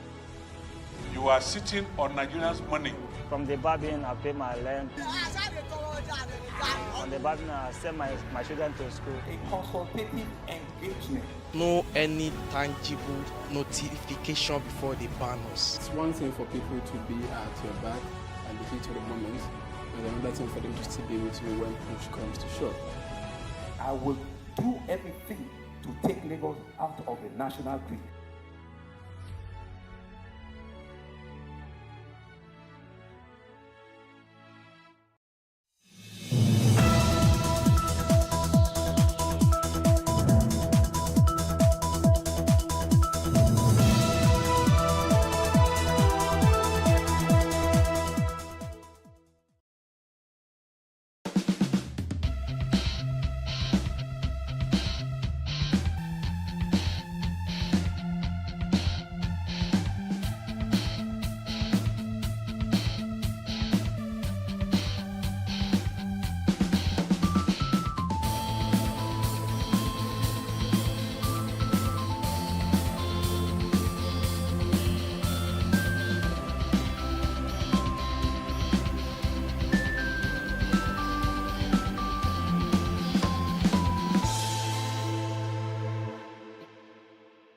Hello and welcome to TW Conversations. We're talking about education today, and one of the things I wonder about when people talk about education is, what do they really mean? Because I get the sense that people are confusing education with literacy, and it's not exactly the same thing. But in any event, what is the role of leadership and governance in education? When I think about it, and I think about the countries that have issues, you can trace it back to what does leadership want from its people. Leadership is responsible for the curriculum and for executing whatever budget it is. They're responsible for giving us money for education. They're responsible for governance in education. And so we can't walk away from the importance of leadership. And education is a tool for either development or dominance and subjugation. So having said that, let's talk about Nigeria. Ifweka, what's your experience with leadership in the context of education? Because you've been in education for 25 years. Yes, not involved enough. I'm sure we're not here to castigate the government. It's just that we're not getting it right, quite right. You see, because yes, the government, the leadership is involved or is responsible for setting the tone in terms of curriculum, because the government says this is what we want from our educated populace. This is what we want our children to be able to do. And so in that wise, we set the tone for content in terms of curriculum. But where we have a problem, and why we still have the problem, is that we are not coming together, pulling all stakeholders together to make this decision together. Because when you say government, it's not just the one person. It's getting every one of us involved in making, the decision and deciding what should be there, and implementation of what it is that we have designed or that we have set out there. That's a problem that I've found over the years with our government. I totally agree with you, because one of the things I think of all the time is the issue of removing history from the curriculum. Exactly. It's a government decision. Deciding that it should be integrated science, it's a government decision. Yes. And you're a young person. Honestly, you're one of the people who did integrated science. I did integrated science. So, what's your view on it? Well, Adesha, I know you have something to say. I have been trying to I must say this thing. Okay. So you see how if Ifoma opened this program, Professor of Leadership has been given Professor of Leadership and Governance. You know what they call that thing? It's just in the eye. There really is a difference between literacy and being educated. Education and literacy. I'm telling you. She's educated and she's literate. Very literate.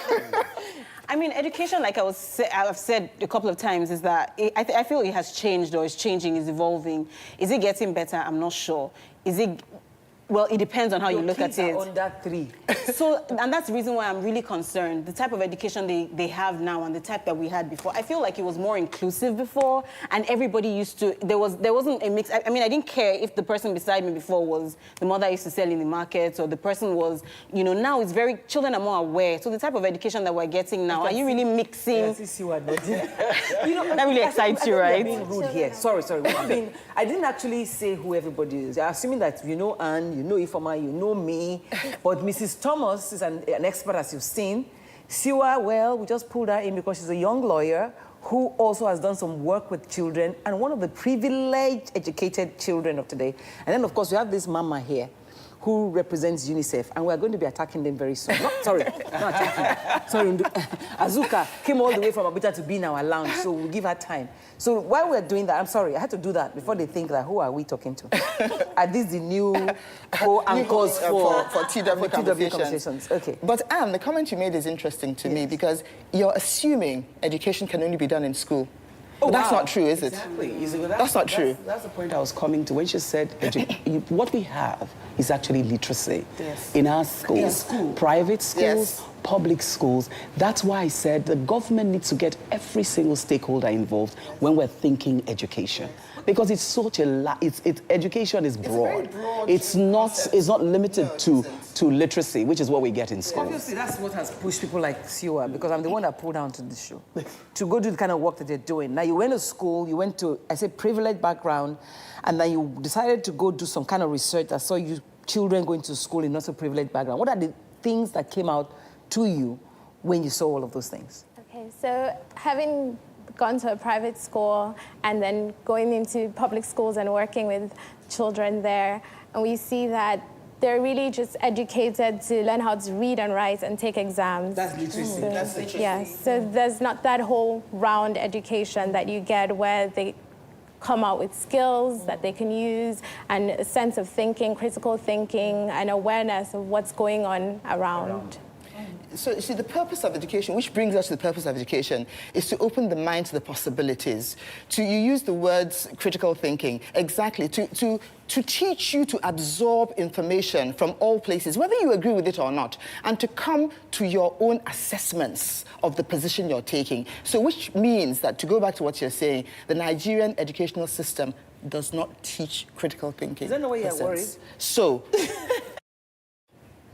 What is your assessment of the position, and what is the role that you can play in helping to do something about it?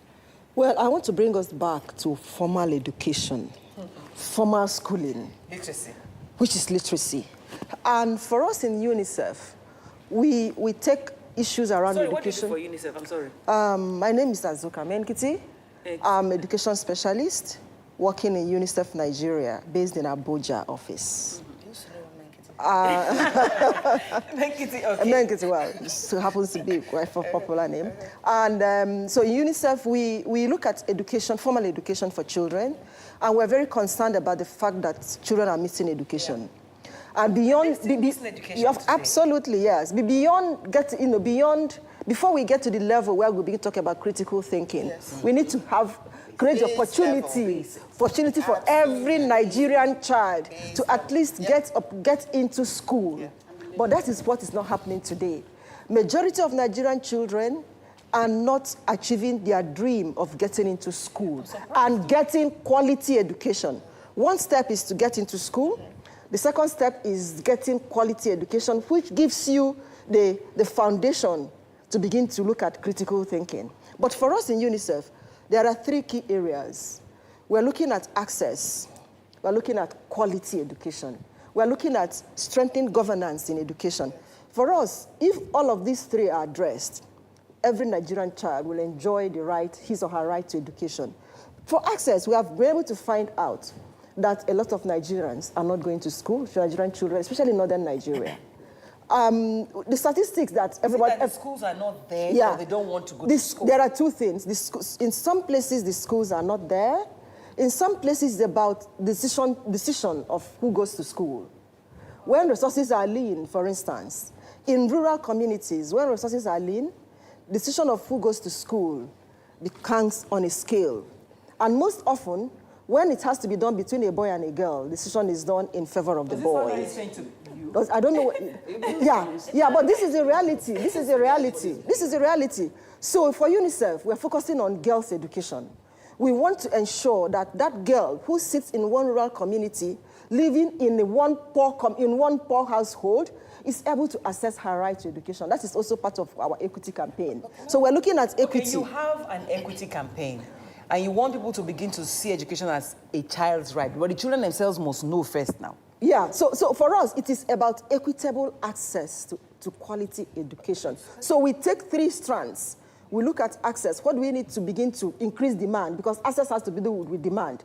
Parents have to demand for education. There are communities in this country where parents are not prioritizing education. I can't believe this. I think that's why, you see, because when Ifoma was speaking, you were pointing in a direction. We're talking about governance, because everything that you are saying, it boils down to decision-making, governance. And so before we get there, we must first deal with the problem because if we don't touch the root of the problem, we will just be talking and talking and having meetings, like I was telling you earlier, conventions upon conventions, meetings upon meetings, and just talking. Yeah, the people who decide what happens. Yeah, I agree with you. I agree with you. But you see, in education, we need to be able to match demand with supply. You can have 100 teachers in a school, but if you don't have children.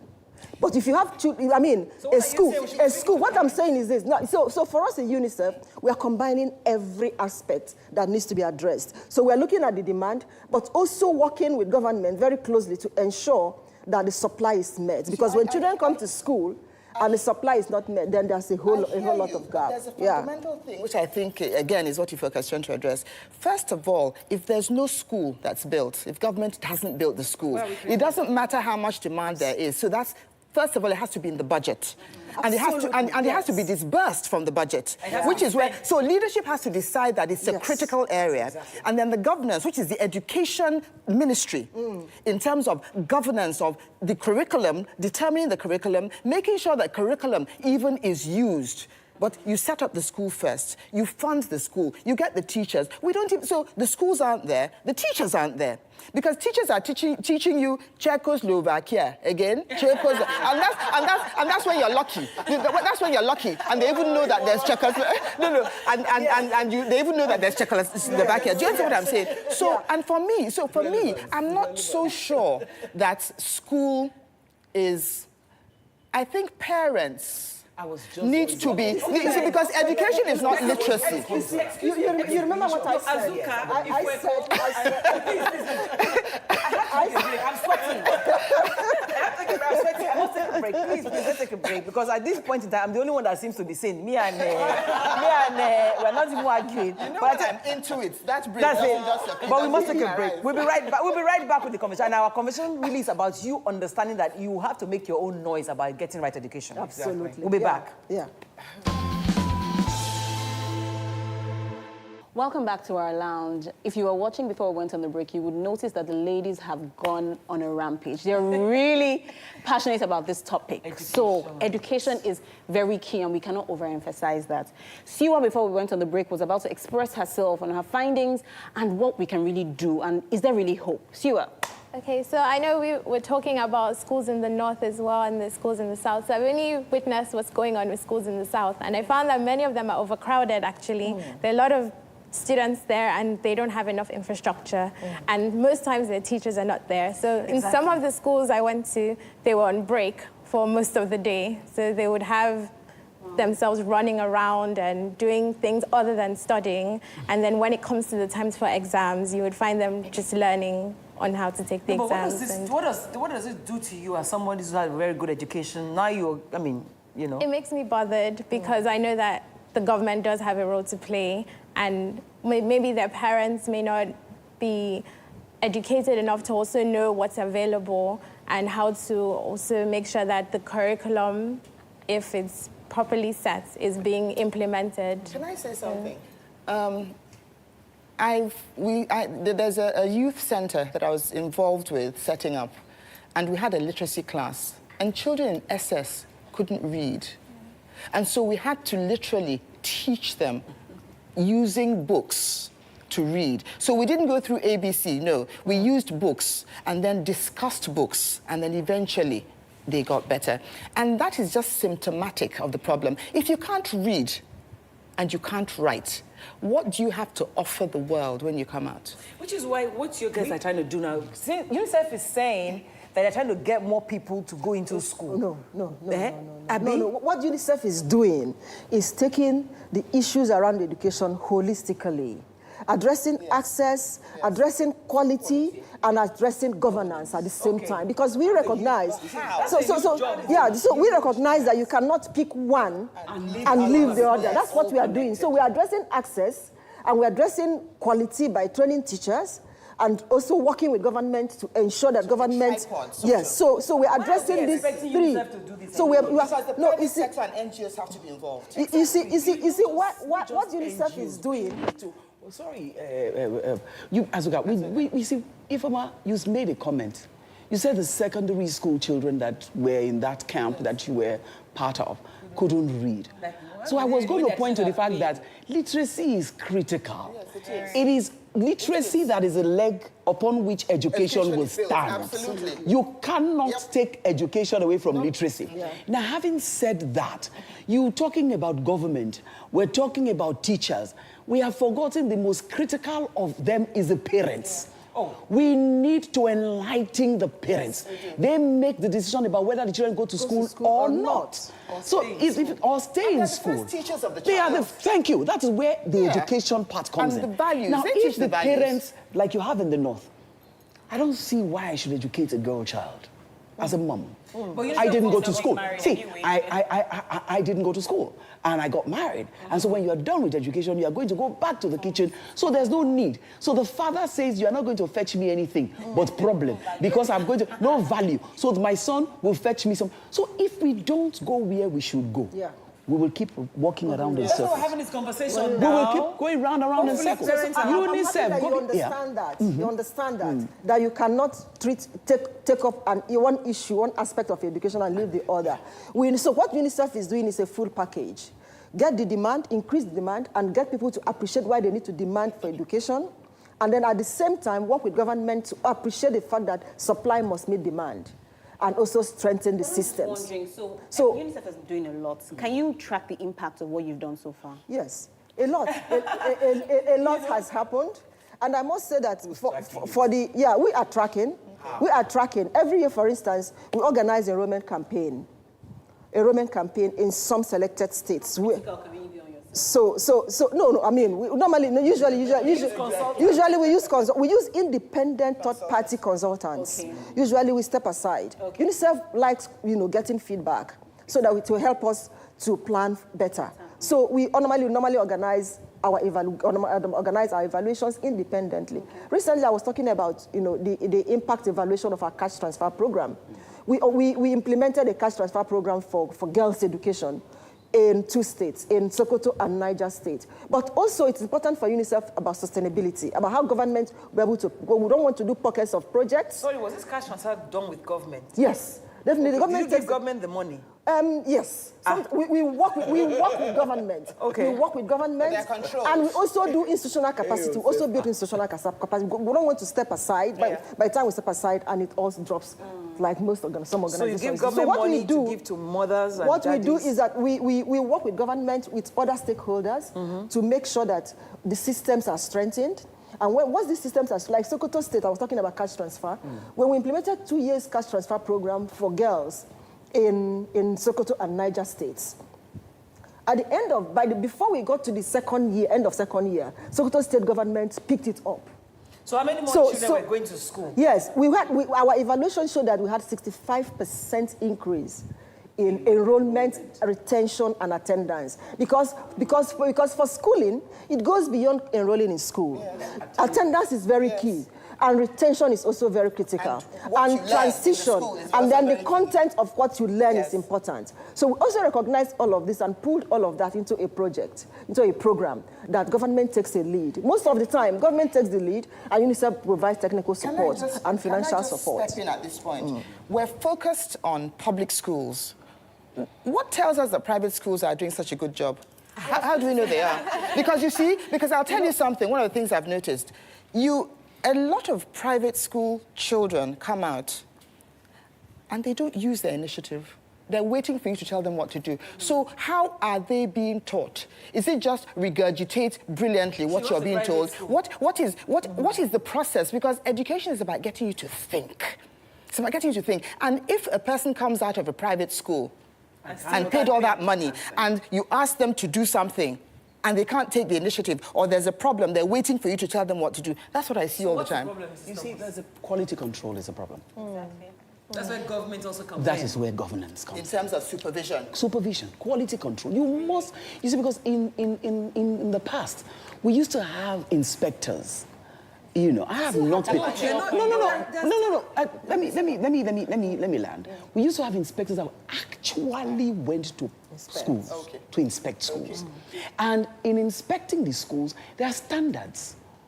You see, the government has done a lot of work. Yeah. In fairness to the government, there are standards. There are checklists there that are given to schools, private schools, by which there are the standards of classroom space, do you understand? Land space, number of children, infrastructure, standards for curriculum, what you should cover, they're there. But there's no monitoring, quality control. So you find a lot of private schools, because there is a lot of competition, you as a private school owner or runner or whatever you want to call it, or proprietor or trust, as the case may be, you must then ensure that you control your quality, because it's the quality that you offer that you sell. No, so that's what we're having. But that's what we're having. No, say what she said, for example. There are schools and there are schools. Schools are concentrating on being 100% or being first or having great exams. Passing. No, we have that as a problem. That is a problem for a discussion that will take 1 hour. So let's not go there. Don't bring it here. It will even take one whole day. A whole day. We won't leave here. Education includes value systems. Value systems being passed. I don't believe that school is the only place to get education, because not everybody goes to formal school. But you can be schooled. So you're schooled, but you don't go to formal school. Yes. And education is about, it's not just about classroom learning.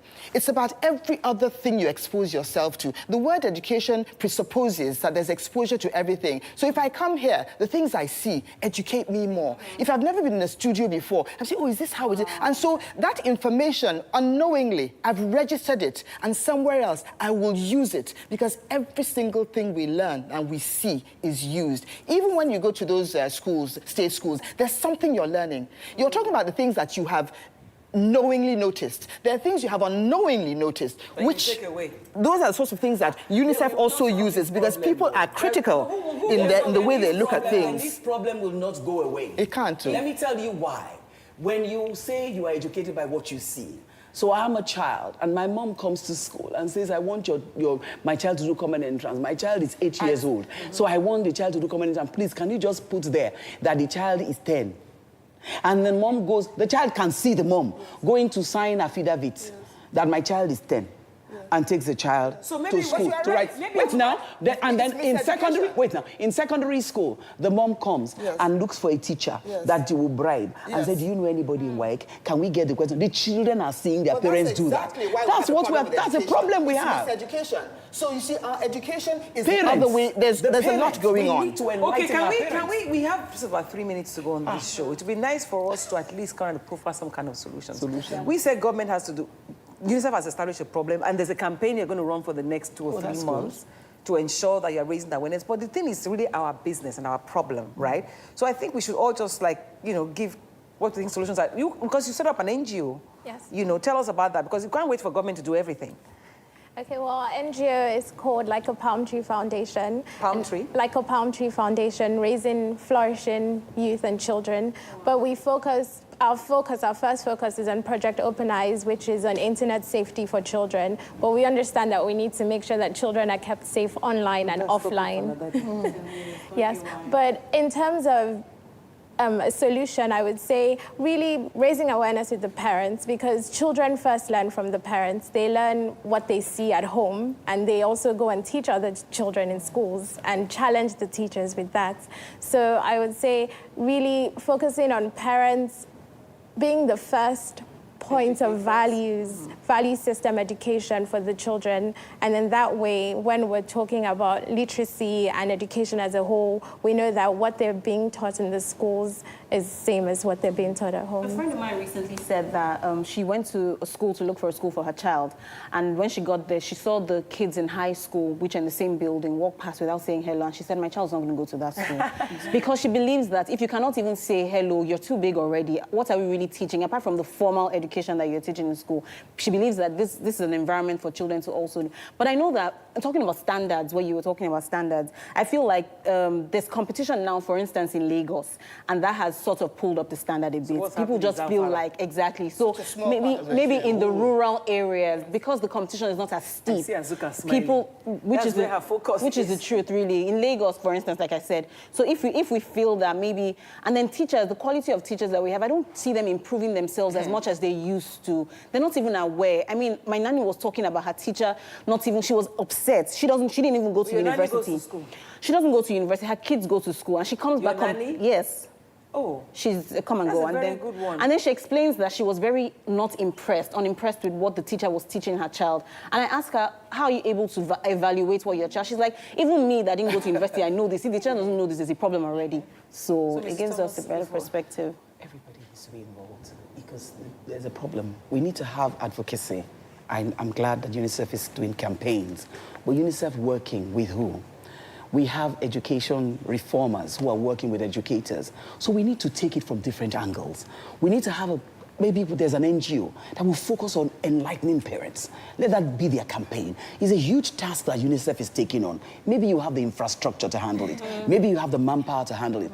But I'm saying out there, we need people to rise up and say, you know what? We're going to face educating parents. We're going to have town hall meetings regularly just to psych our parents and get them to understand why it's important for values to return to education and why you must be involved in your children's education. We need educators to address teacher training, so we have some people focusing on teacher training.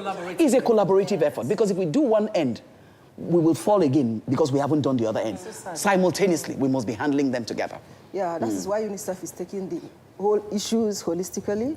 And my last word is this, that we can deliver vaccine, we can deliver food to children to keep them alive and healthy, but if we do not deliver quality education, we are going to keep helping the children of the children that have failed today. That's right.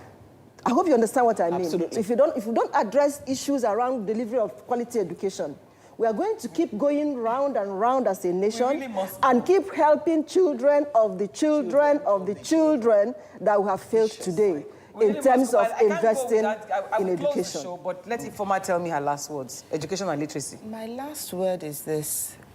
I'm really interested in the young people. People from 18 and above, right up to beyond to 30-something, those who are not married. Oh. Yes, and I say that because they're going to become the parents of tomorrow. And it is now that they need to have the value system, open their minds to what it is that needs to be done to improve the world, so that when they're taking decisions about school, they're informed. And if they decide their children should start at home, that the mother should teach the children, because some people do that. They stay at home till 5. Some people do that in order for the children to have basic values, home training and knowledge. Because that first primary education, the foundation of it, if it's wrong, everything is wrong. Thank you so much. Now you sabi. The conversation. This is our lounge. We must go. It's never, but the truth is you can continue conversations on our social media platforms. So no problem. But it's your conversation, though. Take it forward. from here. We'll see you again next week. Thank you, everybody. Thank you. Thank you very much. Thank you. Good job.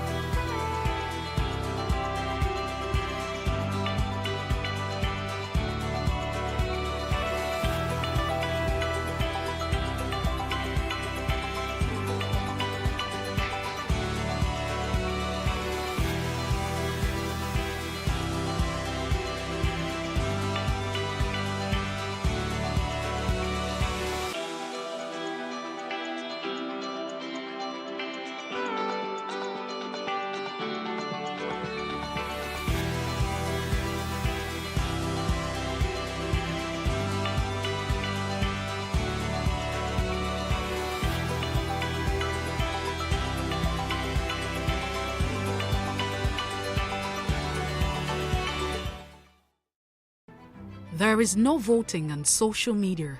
To vote, you would require permanent voter's card. To get your PVC, visit cvr.inecnigeria.org. Create your account with a valid email address and start the registration process. An activation link will be sent to you. Click on the link and activate your account. Fill out the form, pick and submit a convenient date and time for your biometrics. Print the application slip, which should have your QR code.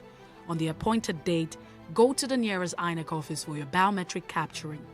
Thereafter, you will get a registration slip to pick your permanent voter's card when ready. Get your PVC today. This message is from PlusTvAfrica.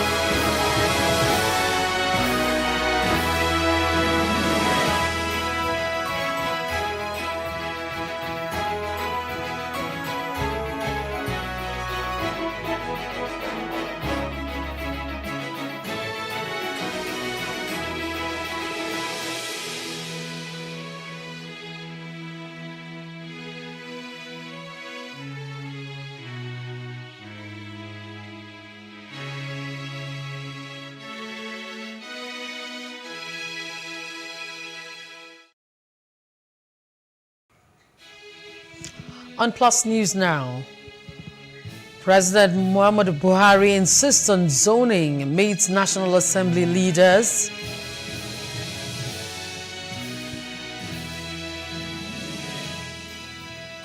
Expert calls for more funding to end tuberculosis.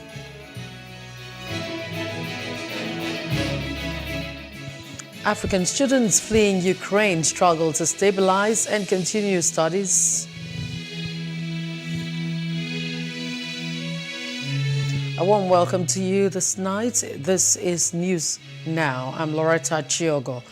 President Muhammadu Buhari has urged leaders and members of the All Progressives Congress to channel their energies into improving the fortunes of the party in the forthcoming elections and avoid squabbling that easily distracts and creates disharmony.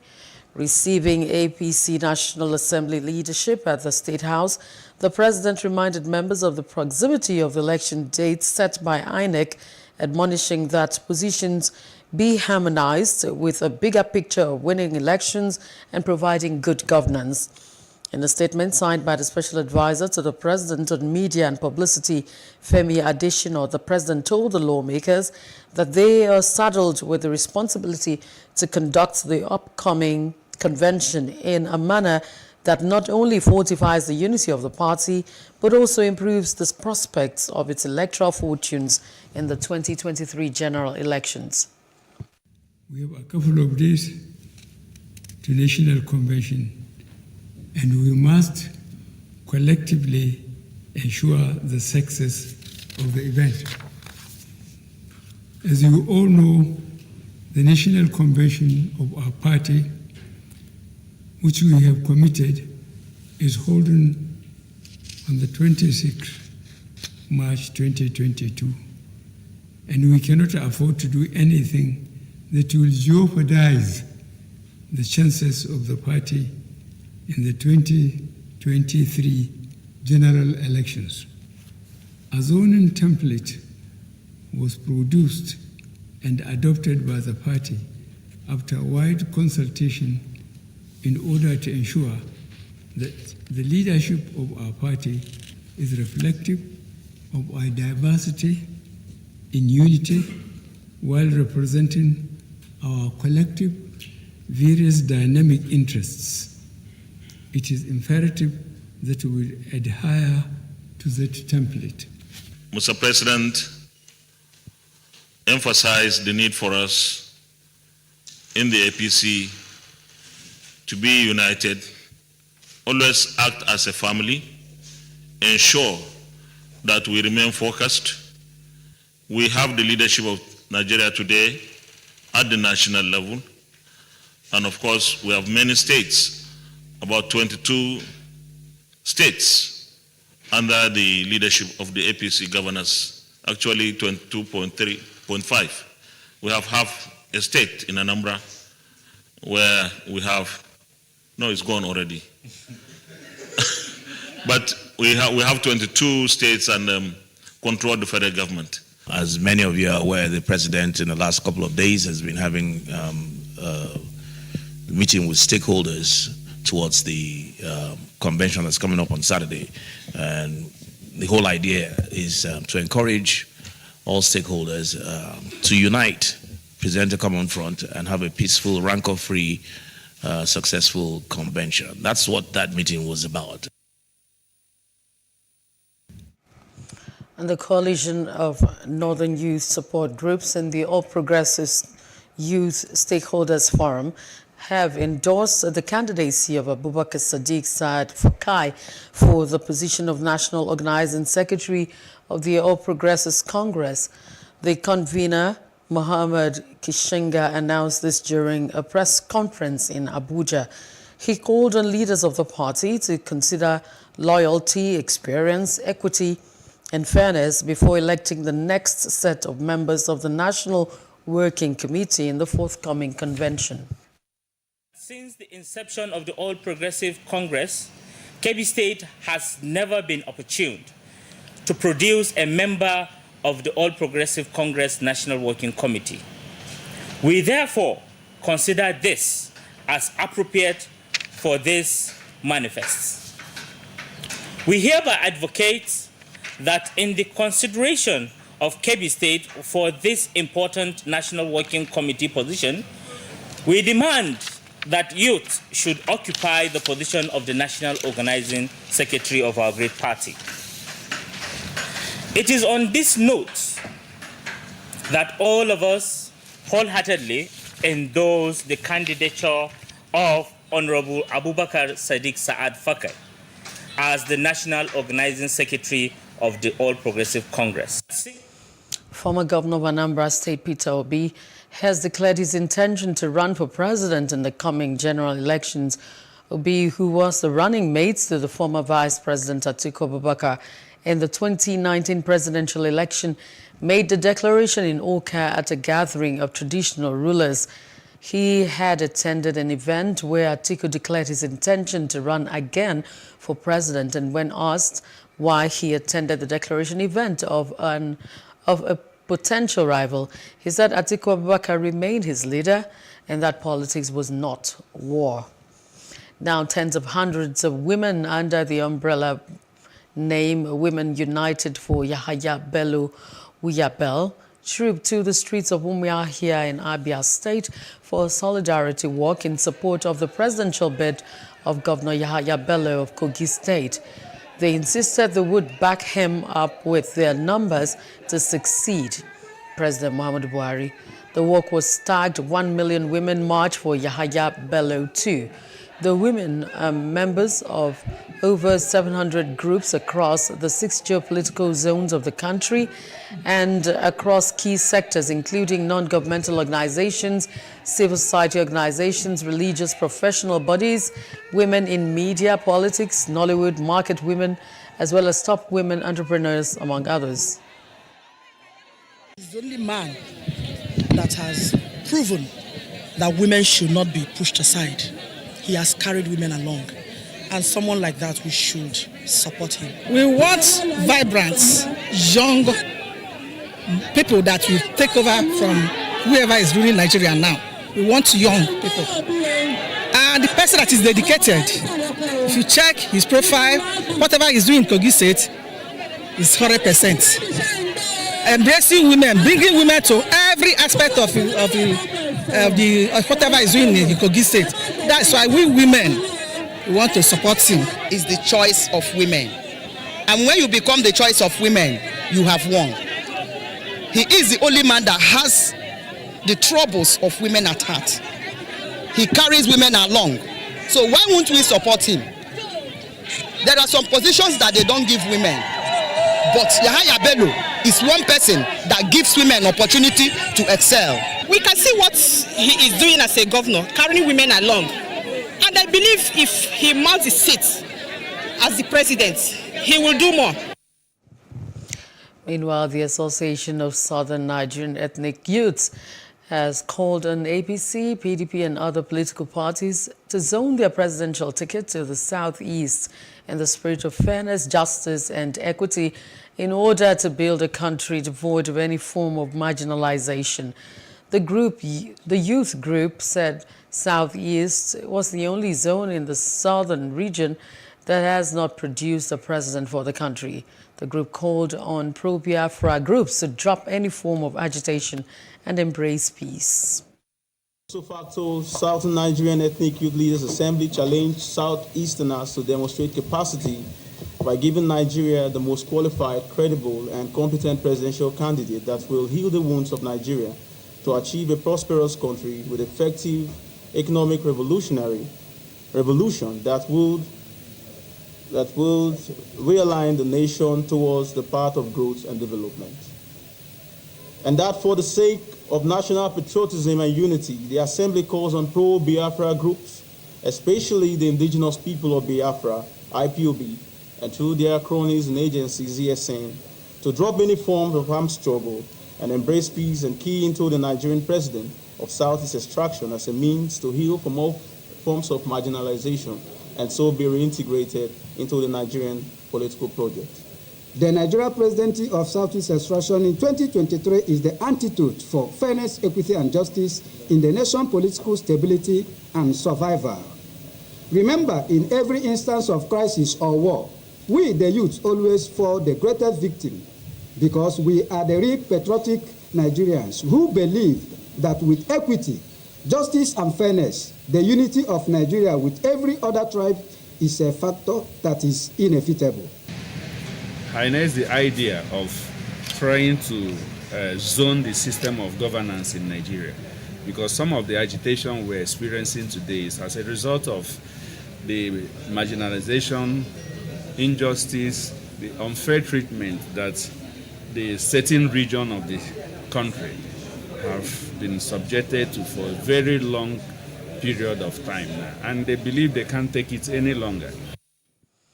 And so from the political scene, Northern Youths under the auspices of Arewa concerned civil society organizations of Nigeria with over 45 reputable civil society groups have reaffirmed its earlier position on power shift to the south in 2023. The group, whose voting capacity cuts across all the polling units, wards and local government areas in the 19 northern states and the Federal Capital Territory, insisted that for fairness, equity and justice, the South should produce the next president. Our correspondent Habila Darufai filed in this report presented from our studios. Northern youth are calling on Nigerians to support a Southern who have supported other regions to enjoy power over the years. Speaking at a world conference, at Arewa House in Kaduna. The spokesperson of the group, Abdulsalam Muhammad Kazim, says since the return of democracy in 1999, power has been rotated between the South, West, and North. Kazim says the aim is to zone the presidency to the South in the spirit of unity, fairness, and equity to the nation, and to sustain a political friendship with people of the southern Nigeria. In one pot and insist on power to be transferred to southern part of the country in the year 2023. And we call on all our southern people to drive this opportunity and support their own, also respect power rotation after 8 years.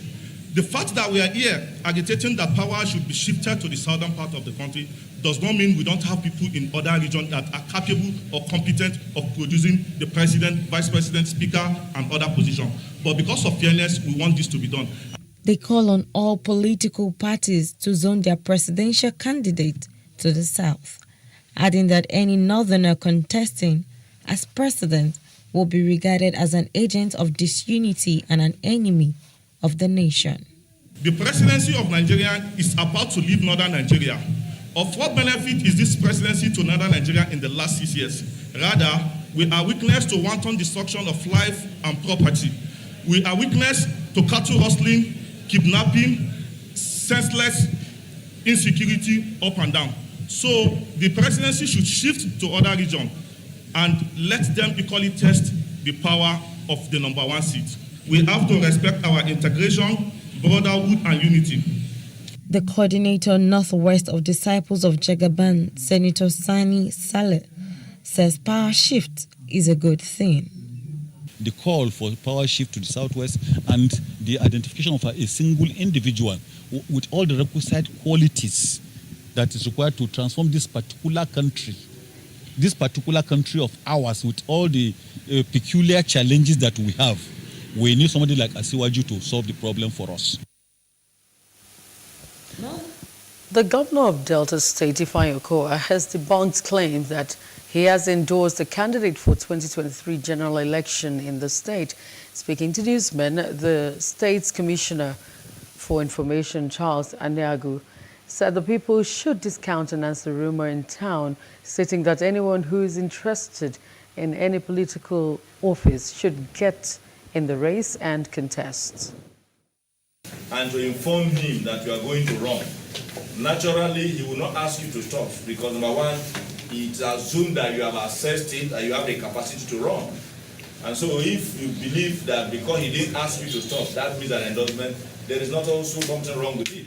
But what is important is that we hope and believe that all our members who are interested in positions, whether that of the governorship, House of Assembly, the Senate, House of Reps, these 4 different positions, that they are able to play very, very safely and with respect to one another. After all, we are all brothers and sisters. And so the governor will hope that everybody who is contesting will use the most sane words. We have respect for one another. We have added so much value to the development of our state. Will it be right to say that his children should fold hand and not also add value to the development of the state? The Independent National Electoral Commission, INEC, in Lagos State has said that no less than 1 million permanent voter cards, PVCs, printed prior to the 2019 general elections were yet to be collected in the state. The new INEC resident electoral commissioner in the state, Olusegun Agbaje, who met with party leaders, civil society organizations, and other relevant stakeholders, urged party leaders and the media to assist INEC educate voters to register or transfer their registration to the new polling units in the ongoing continuous voter registration so as not to defeat the purpose of creating them. And in a related development, the Independent National Electoral Commission is worried about the low participation of voters in the ongoing continuous voter registration in Ogun State. The resident electoral commissioner, Olaniyi Ijalaye, said the participation in the state declined rapidly. He called on relevant stakeholders to assist the commission by sensitizing the people on the significance of the exercise. As we live here, we'll go home and encourage our people at various levels to come out, eligible people at various levels. And of course, the press will plead also with you that you will help us propagate this so that people will come out during the last quarter to register. For the purpose of emphasis, those that are eligible to participate in the exercise include Nigerians of the following categories: those who are 80 years and above, registered voters who have had any issue during accreditation at previous elections, registered voters who want to transfer their voting location from one place to another, registered voters who want to correct issues with their data, such as misspelled names, dates of birth, and so on, and registered voters whose permanent voter cards are damaged, defaced, or lost. It should be noted that anyone who violates any relevant section of the law during the CVR exercise, particularly by engaging in multiple registration, will be identified and appropriately sanctioned.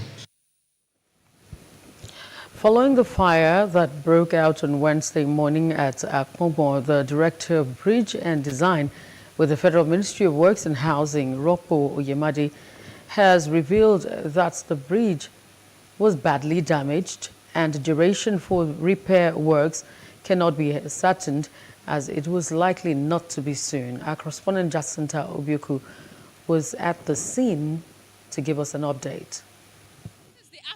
Scene of the unfortunate explosion that happened here yesterday in a coal bridge linking to Akpomo Bridge. This has caused traffic diversion as Lagosians are finding it very difficult to go about their destination.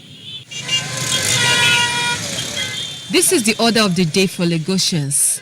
From road blockage to commuters trekking to the point where they could board a ride, and motorists struggling for alternative routes, as Lagos State Traffic Management Authority LASMA said there are now traffic diversion at Ebutero in order to link the inner marina. Nigerians shared what they termed their painful experiences. This place we normally pass here direct to CMS, but as long as this thing happen now, the traffic is so much that we cannot just go there directly. We have to carry our bike and cross to the other side. As you can see, everywhere is blocked. We can't have an option is to use leg from where we are to cross this side and enter bus, and enter any mist to go, because there's nowhere again. The major road, so it's created a lot of confusion, a lot of problems for people, especially traders in this vicinity and those that are going to Lekki area. Speaking on the state of the bridge, Oyemade disclosed that the bridge was badly damaged as a result of the dangerous items sold by traders under the bridge. The effect of the inferno was massive on the structure. The elements of the members of the bridge were seriously heated up. The slab at the median had to bulge out, forcefully out, which means the bearing, the beam, and the slab are gone.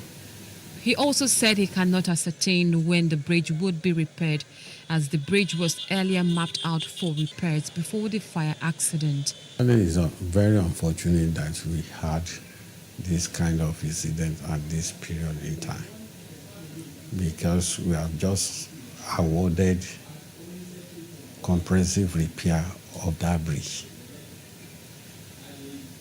And the contractor has just moved in. This damage was never envisaged and it was never included in the contract. Even though there is no record of death, the fire ruined many businesses and the effect of the smoke could still be seen in the area. Jacinta Obiuku, PlusTV News. Good update there. World Tuberculosis Day is observed yearly to raise awareness about the serious bacterial disease that affects the health of the lungs. The day also highlights the social and economic consequences of tuberculosis, along with its health impacts globally. Plus TV News health correspondent Ngozika Ohaichesi reports that medical experts say tuberculosis is a national emergency now in Nigeria. Tuberculosis remains one of the world's deadliest infectious killers. Each day, over 4,100 people lose their lives to TB, and close to 28,000 people fall ill with this preventable and curable disease, according to World Health Organization. Global efforts to combat TB have saved an estimated 66 million lives since the year 2000. However, the COVID-19 pandemic has reversed years of progress made in the fight to end TB. For the first time over a decade, TB deaths increased in 2020. One of the major reasons was the disruption in access to TB services and the reduction in resources. By the time you're coughing out blood, Dr. Ndidi Nwosu, a TB consultant and community physician with over 20 years of experience, says that investing to end TB isn't about fund, rather the need to save more and do more. Currently now, spending for TB in-house is low. A lot of efforts are coming from outside the country. So we need to also get our governments, our communities, our hospitals, everybody to contribute their own quota. Insurance, HMOs, the insurance, National Health Insurance Scheme, everybody should contribute their own quota in ensuring that we are spending money to get rid of this disease. This disease is terrible. Not only does it kill, the person that has TB is capable of giving 12 to 15 people in a year. This deadly but curable disease has different symptoms and is contagious. However, according to Dr. Ndidi, Nigerians should be scared about the disease as they rank the highest burden of TB in Africa. Fever, weight loss, night sweats. The cough doesn't have to be the very strong one because I don't want this patient to wait until he has severe TB. Now, it's severe TB that we can say, we don't see so many. But that person that has mild form of TB can still die from that TB if he's not treated.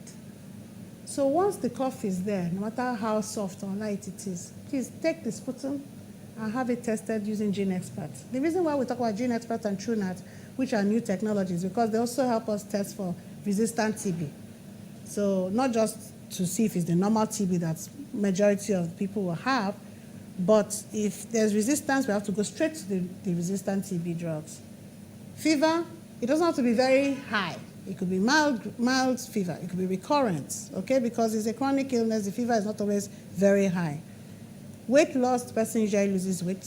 If he's a child, the child doesn't gain weight as he should. And night sweats. And the night sweats as a result of fever breaking. That is why there's this drenching night sweats amongst sufferers of TB. Ramonth Hassan, a 48-year-old tuberculosis survivor, who initially thought he had malaria before discovering he had TB after tests, shares his experience and how his treatment improved his health positively. I was still smoking. It was the last day that I'm going to die, that I will not be on earth. That was that day I came back to this hospital here. I went through difficulties of challenges. I don't sleep well. I find it difficult to eat. Instead of me to eat, I will have to use alcoholic to take my time just to sleep. Medical experts advise people with prolonged cough and fever to visit the hospital and get treatment, as it's free and available in Nigeria. They say once the lungs are damaged, treatment may continue, but a miracle will birth survival. Ngozika Ohaichesi, Plus TV News. Still on tuberculosis, the Kano State government has reassured of its commitment towards kicking out the disease from the state. The commemoration of World TB Day coincides with when the renowned dentist Robert Koch discovered the disease. According to the governor's representative, government's collaboration with health partners in the state has helped reduce the burden and transmission of TB in Kano. Kano State is the most populous state in Nigeria and is among the 5 states with highest TB burden. Last year, the burden stood at 32,873, while the state was able to detect a total of 17,979, that is 55% detection rate compared to 37% for the previous year. The highest TB detection rate ever in Kano State and by any state in Nigeria. This is because any untreated TB patient, as we know, can transmit the disease to at least 10 to 15 individuals in a year. The former Commissioner for Women and Social Development in Edo State, Dr. Florence Gbinigie, has called on Governor Godwin Obaseki to sign the disability bill into law as a way of creating room for people with disability. At a one-day stakeholders roundtable forum in Benin City, it was mentioned that there is ability in every disability, and those with it need an enabling environment. In her read-out speech, Gbinigie said it was important for the government to help the underprivileged through the law in the state in order to give them a voice. Those with disabilities and enabling environments which are forcing when there is a law in place to assist them towards achieving their goal, giving to patients. It should also increase human contribution towards the development of the state and increase government level experts. To that effect, I strongly appeal to His Excellency, the Executive Governor of the State Government, Honorable said, to help on our privilege to get a law in the state and help them develop their potential. On her part, a senior magistrate in Anambra State, Ifeanyiwa Okoye, noted that for a state to sign the disability bill into law, persons with disability need to work together. It's going to take everybody's effort. You talking to who you know, you talking to Anambra State people. At a point in time, they organized 400 people from the disability community to go into the towns. They spoke to the PGs. They went to the grassroots. They mobilized people. So it wasn't a one-day thing, and it wasn't a one-man thing. It was a collaborative thing. There should be signage. Everybody walking around the clock to make sure it comes to pass. We'll be ready to engage the House of Assembly, not to give us a bill that will merely be academic and will not actually guarantee our interest as we have articulated. Whereas we believe in the power of the legislature to make laws, we believe that such laws should be reflective of the interests of their constituents, for which persons with disabilities form a large percentage. Olua Bamishe Anyonwola, who was kidnapped and killed. I beg your pardon. Let's take the next story. The Ààrẹ Ọ̀nà Kakanfò of Yoruba Land, Gani Adams, has advised stakeholders to improve on the security architecture in the country by tackling the menace in the southwestern region of the country. Adams, who was at the 2022 edition of the Okebadan Festival in Ibadan, Oyo State, said the state of insecurity has greatly affected the entire country. He commended the Amoteco Corps in the southwest, as well as the local vigilantes, the security arm of OPC, and the conventional security operatives for always ensuring the security of lives and property in the southwest zone. There's need for us to consolidate the best way to address the situation. We need to strengthen the capacity of our local security outfit for them to secure the region. We can easily win the war against the killer Hezbollah by creating the system that produces the best solution to the problem. Security of life and property is the key to the development of every state. That's why it is very important for us as a race to improve the security architecture of the Southwest region by involving the stakeholder and that of what it takes to tackle the menace once and for all. In his continued efforts to ensure adequate and comfortable accommodation for personnel of the Nigerian Army to enable them discharge their statutory duties efficiently and effectively, the Chief of Army Staff, Lieutenant General Farouk Yahaya, commissioned some infrastructure projects in Lagos State. The Army boss said Nigerian Army would continue its projects on barrack renovation and reconstruction, procurement of new platforms, and rehabilitation of hospitals for effective medical care. Among the projects commissioned were the Finance Corps Soldiers Transit Accommodation, Ordnance School Students Hostel, and the 70 Command Supply and Transport Transit Officers Accommodation. This newly constructed Nigerian Army Finance Corps Soldiers Transit Accommodation, OJO. Decent accommodation is one of the most important ingredients of good administration, which is a cardinal pillar of my command philosophy.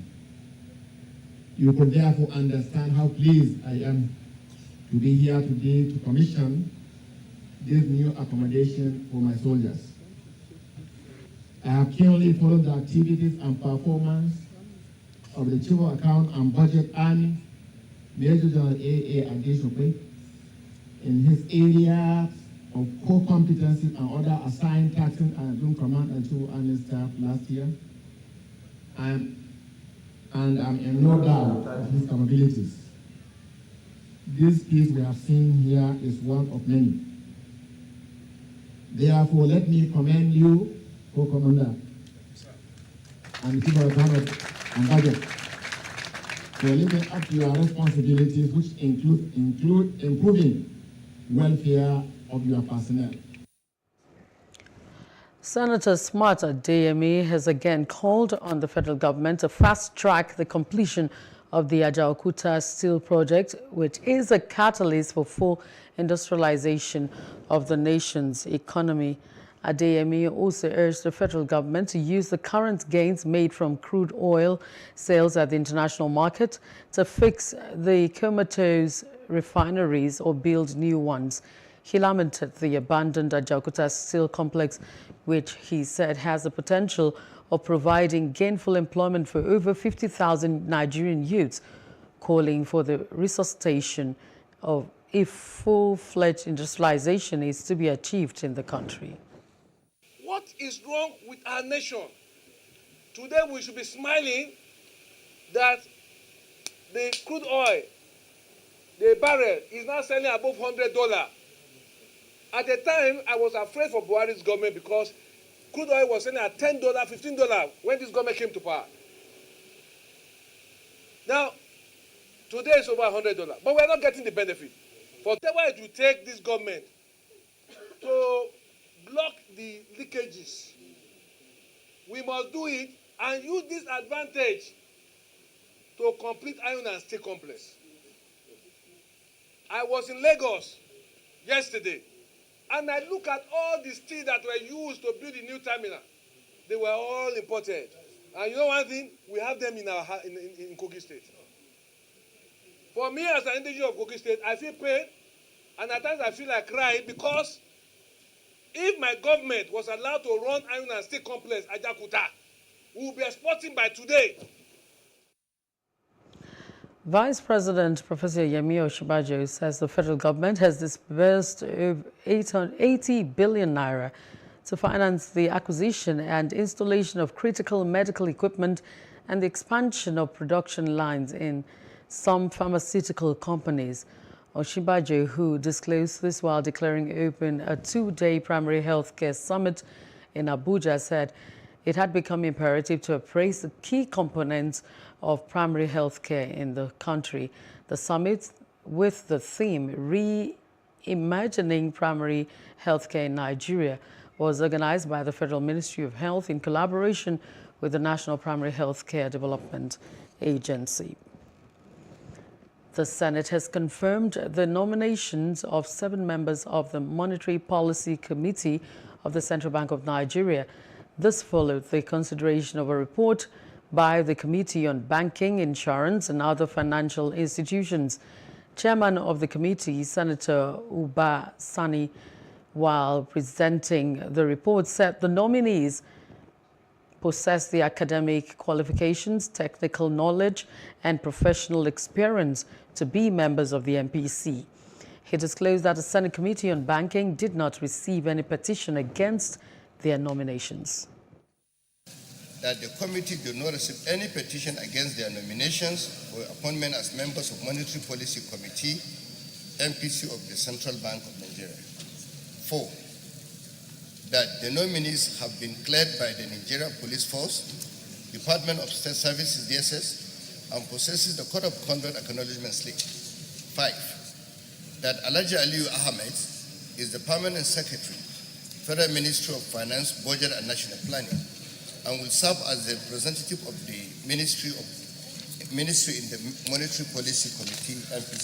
Of the Committee on Banking, Insurance and Other Financial Institutions on the screening of Mr. President's nominees for appointment as members of the Monetary Policy Committee in the Central Bank of Nigeria and approved the nominations of Professor Mohammed Adaya Salisu, new appointment, Dr. Mo Omar Megbe, new appointment, Professor Michael Obadan, renewal, Professor Festus Adiola Adeni Kinju, renewal, Professor Aliyu Sanusi Rafindadi, renewal, Dr. Robert Asogwa, renewal, Alhaji Aliyu Ahmed, renewal as members of the Monetary Policy Committee in the Central Bank of Nigeria. Is this a true reflection of what transpired in the Committee of the Whole? Thank you. On Street Views, residents of Imo State call on government to intensify efforts in stopping the attacks in the state and bringing perpetrators to book. Take a listen.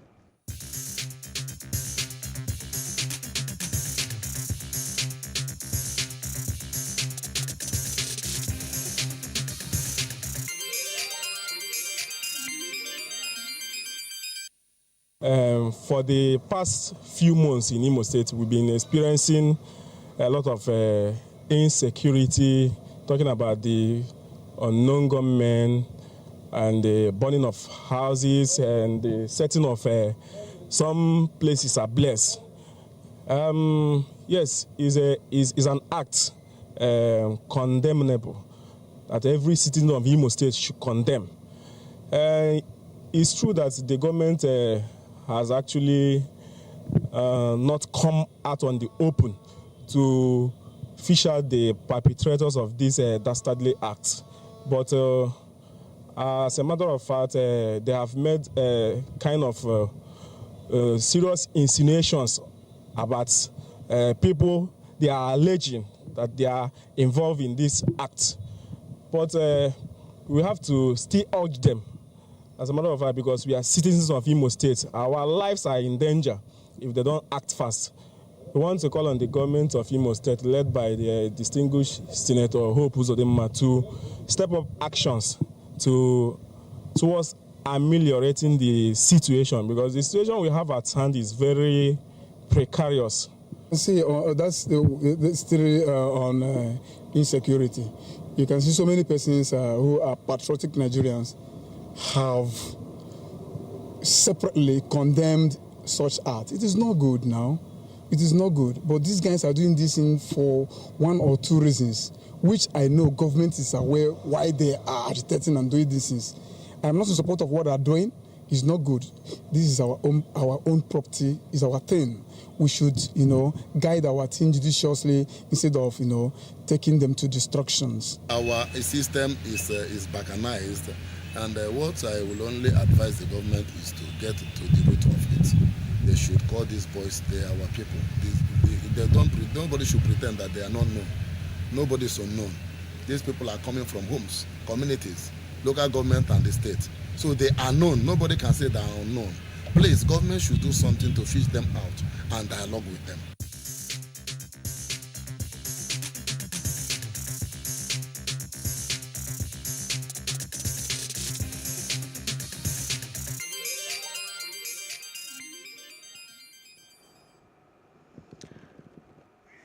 And still ahead, Ethiopia government announces immediate end to its 16-month-long civil war with Tigray.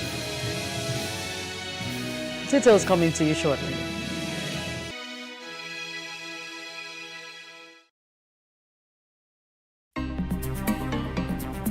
Life can be fun and rewarding, but it also comes with some risk. As in business, you win some, you lose some. And that's why you need to be wise in the choices you make. It's like placing a bet. Again, you need to be wise. Wise in choosing an innovative platform with the highest market options and highest odds ever.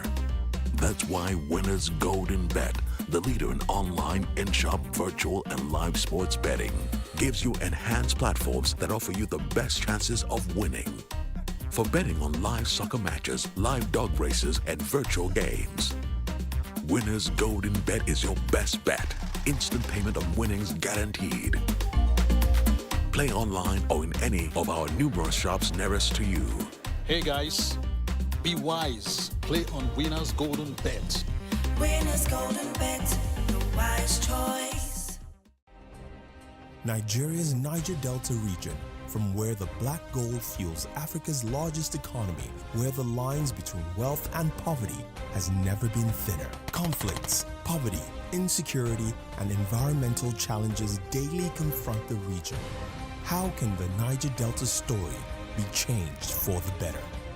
Join Mamude Akuga at 9 p.m. every Friday evening on PlusTvAfrica as he probes deep in search of solutions. Inside the Niger Delta with Mamude Akuga, the authentic voice of Nigeria's oil-rich region.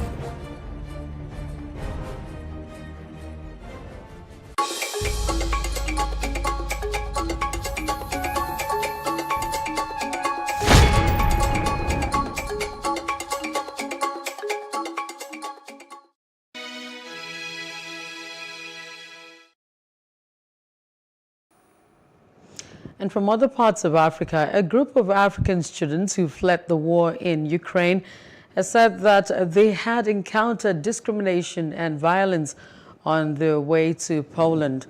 A 22-year-old medical student from Congo, Jeremy Musola, who found a new temporary home at a Frankfurt parish, spoke about discrimination during his escape. Also, a 26-year-old Caleb Gabila from Cameroon described his journey to Germany as a sad experience, as he recounted how he was attacked with a knife shortly before reaching the Polish border and the EU. So when it comes to cross from Ukraine to Poland, and I can say there was like a kind of discrimination. So we had a group of foreigners and Ukrainian, and so it was easy for Ukrainian to go in Poland, but not easy for foreigners, and so I couldn't even cross. So some of us were disappointed, so because we couldn't join because we were foreigners. The journey to Germany was so sad, and it was like I lost hope. So I was thinking I'm not going to make it to Germany because it was so sad. I and my friends, so we were like struggling, and we have to fight just to pass the border. So because they took one of my friend back, everything was inside, his papers, his document, everything, passport, and his Ukrainian card was inside. So we started fighting, and they were struggling to take mine, so I started fighting. So reached to a point. Someone remove a knife, all of a sudden want to pierce me, and I was like, I got wounded. So yeah. Ethiopia's government has announced an immediate end to its 16-month-long civil war to give way for unimpeded relief supplies into the war-ravaged Tigray region. The government, through its communications service, called on donor communities to redouble their generous contributions to alleviate the situation. It reiterated its commitment to work in collaboration with relevant organizations to provide humanitarian assistance to those in need. A call was also made to Tigray's forces to reciprocate the truce for the humanitarian situation to improve in the region. And outside Africa, a blast caused by Russian shelling has destroyed a warehouse in the town of Vasilkiv near Kiev. The State Emergency Service said thick smoke could be seen, as you're watching now, rising from the smoldering debris of the 4,000 square meters production facility as firefighters reached the warehouse at 05:05 local time and worked until 14:40. It added that 24 firefighters were sent to the warehouse, adding that victims of the shelling have not yet been formally identified. And leaders of the group of 7 industrialized nations have warned Russia not to use biological, chemical, or nuclear weapons in its war with Ukraine. The G7, in a statement released after talks in Brussels, said all countries were ready to welcome refugees from Ukraine.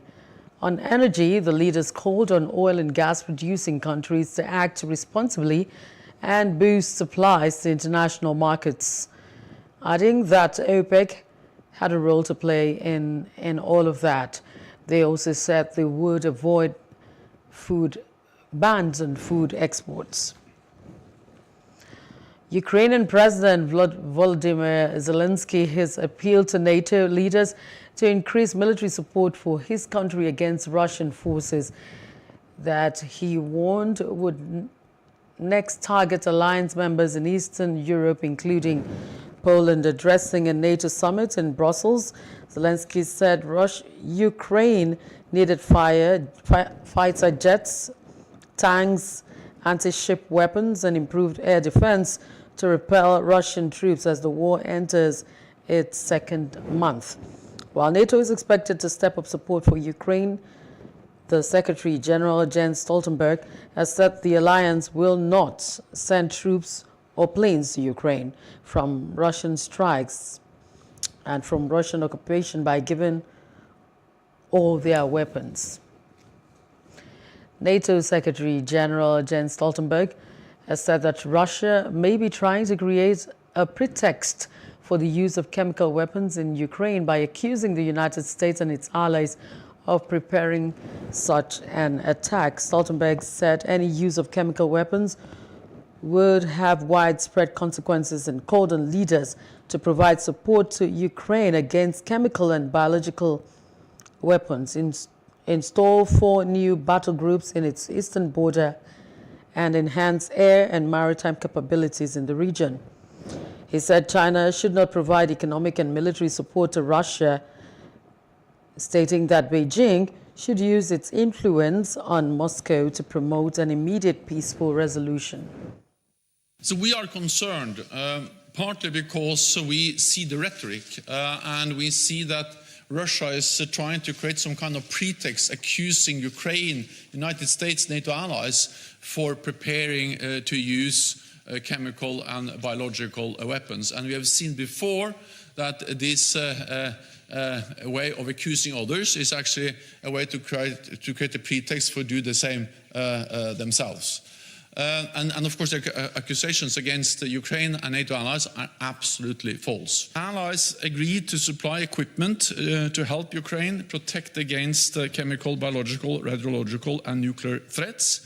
This could include detection equipment, protection and medical support, as well as training for decontamination and crisis management.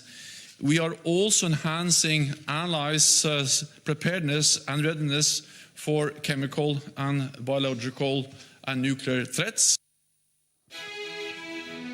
Coming up next, Debt Management Office says borrowings by countries to finance budget deficits and critical infrastructure is not a bad idea. That's in business news after the break.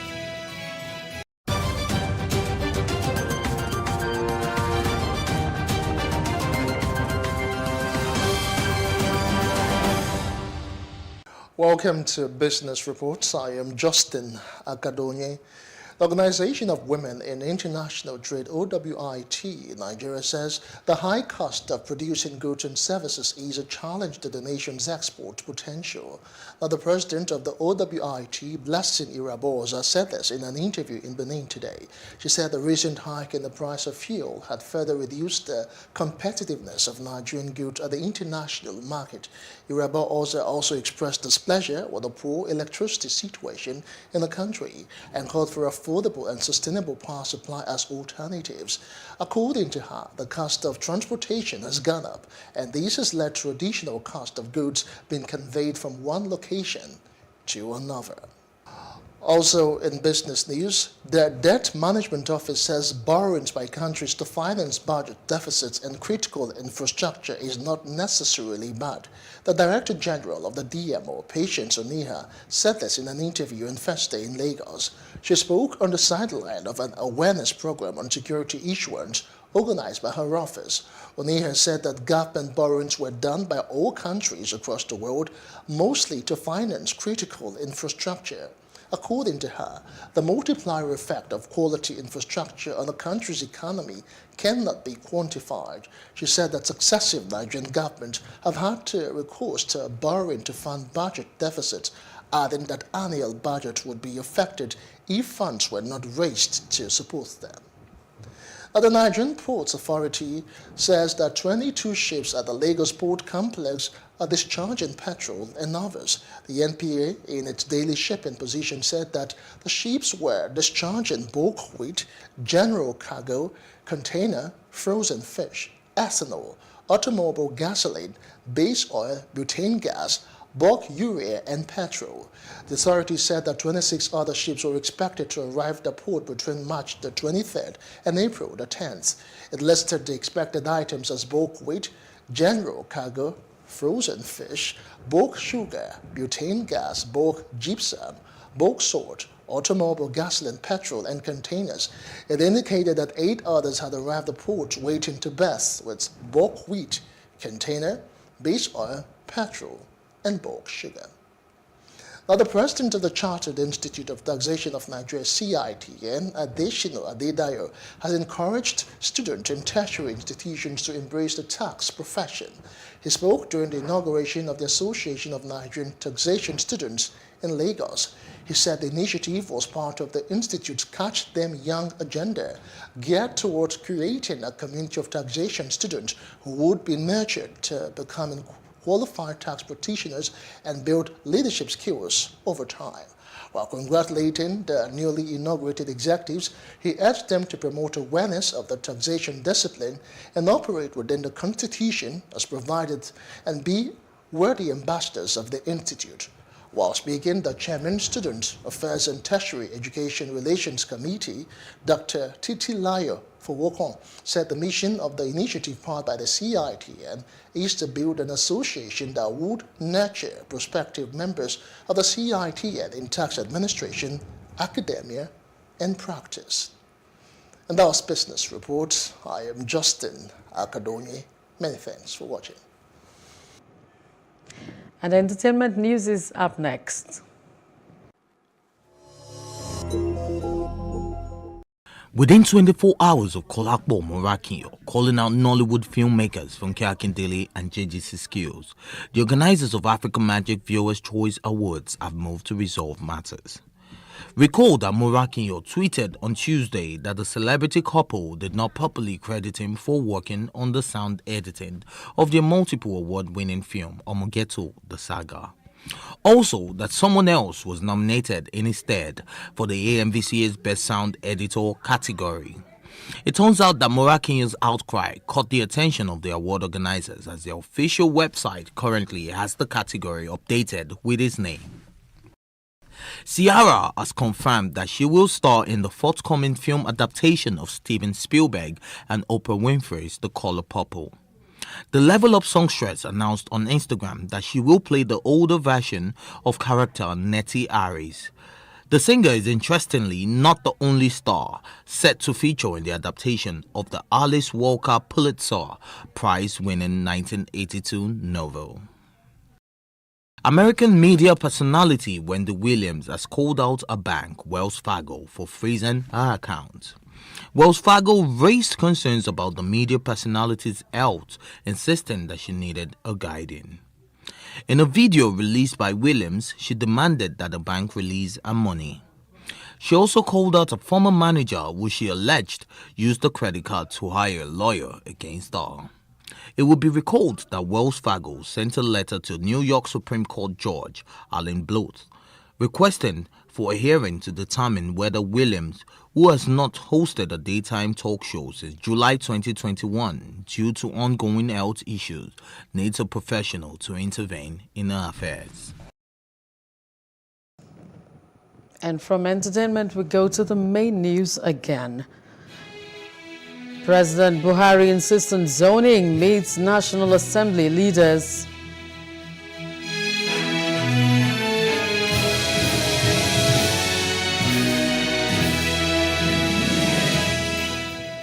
Expert calls for more funding to end tuberculosis.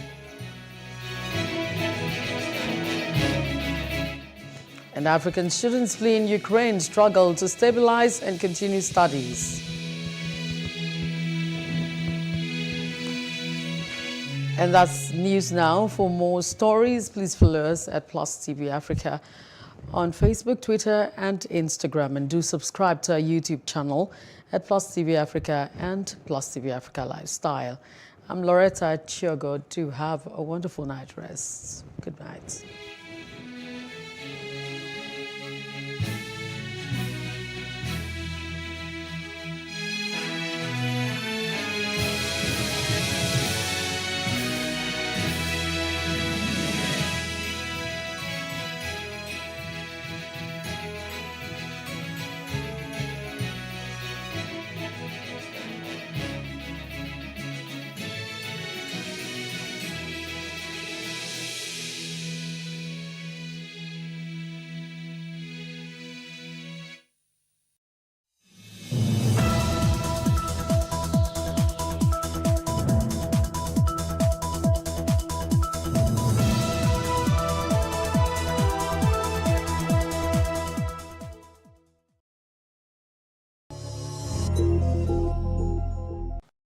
Yes, of course, Tea Time is back to give you the in-depth analysis, of the stories you've heard about all day, all week, probably. And of course, that narrative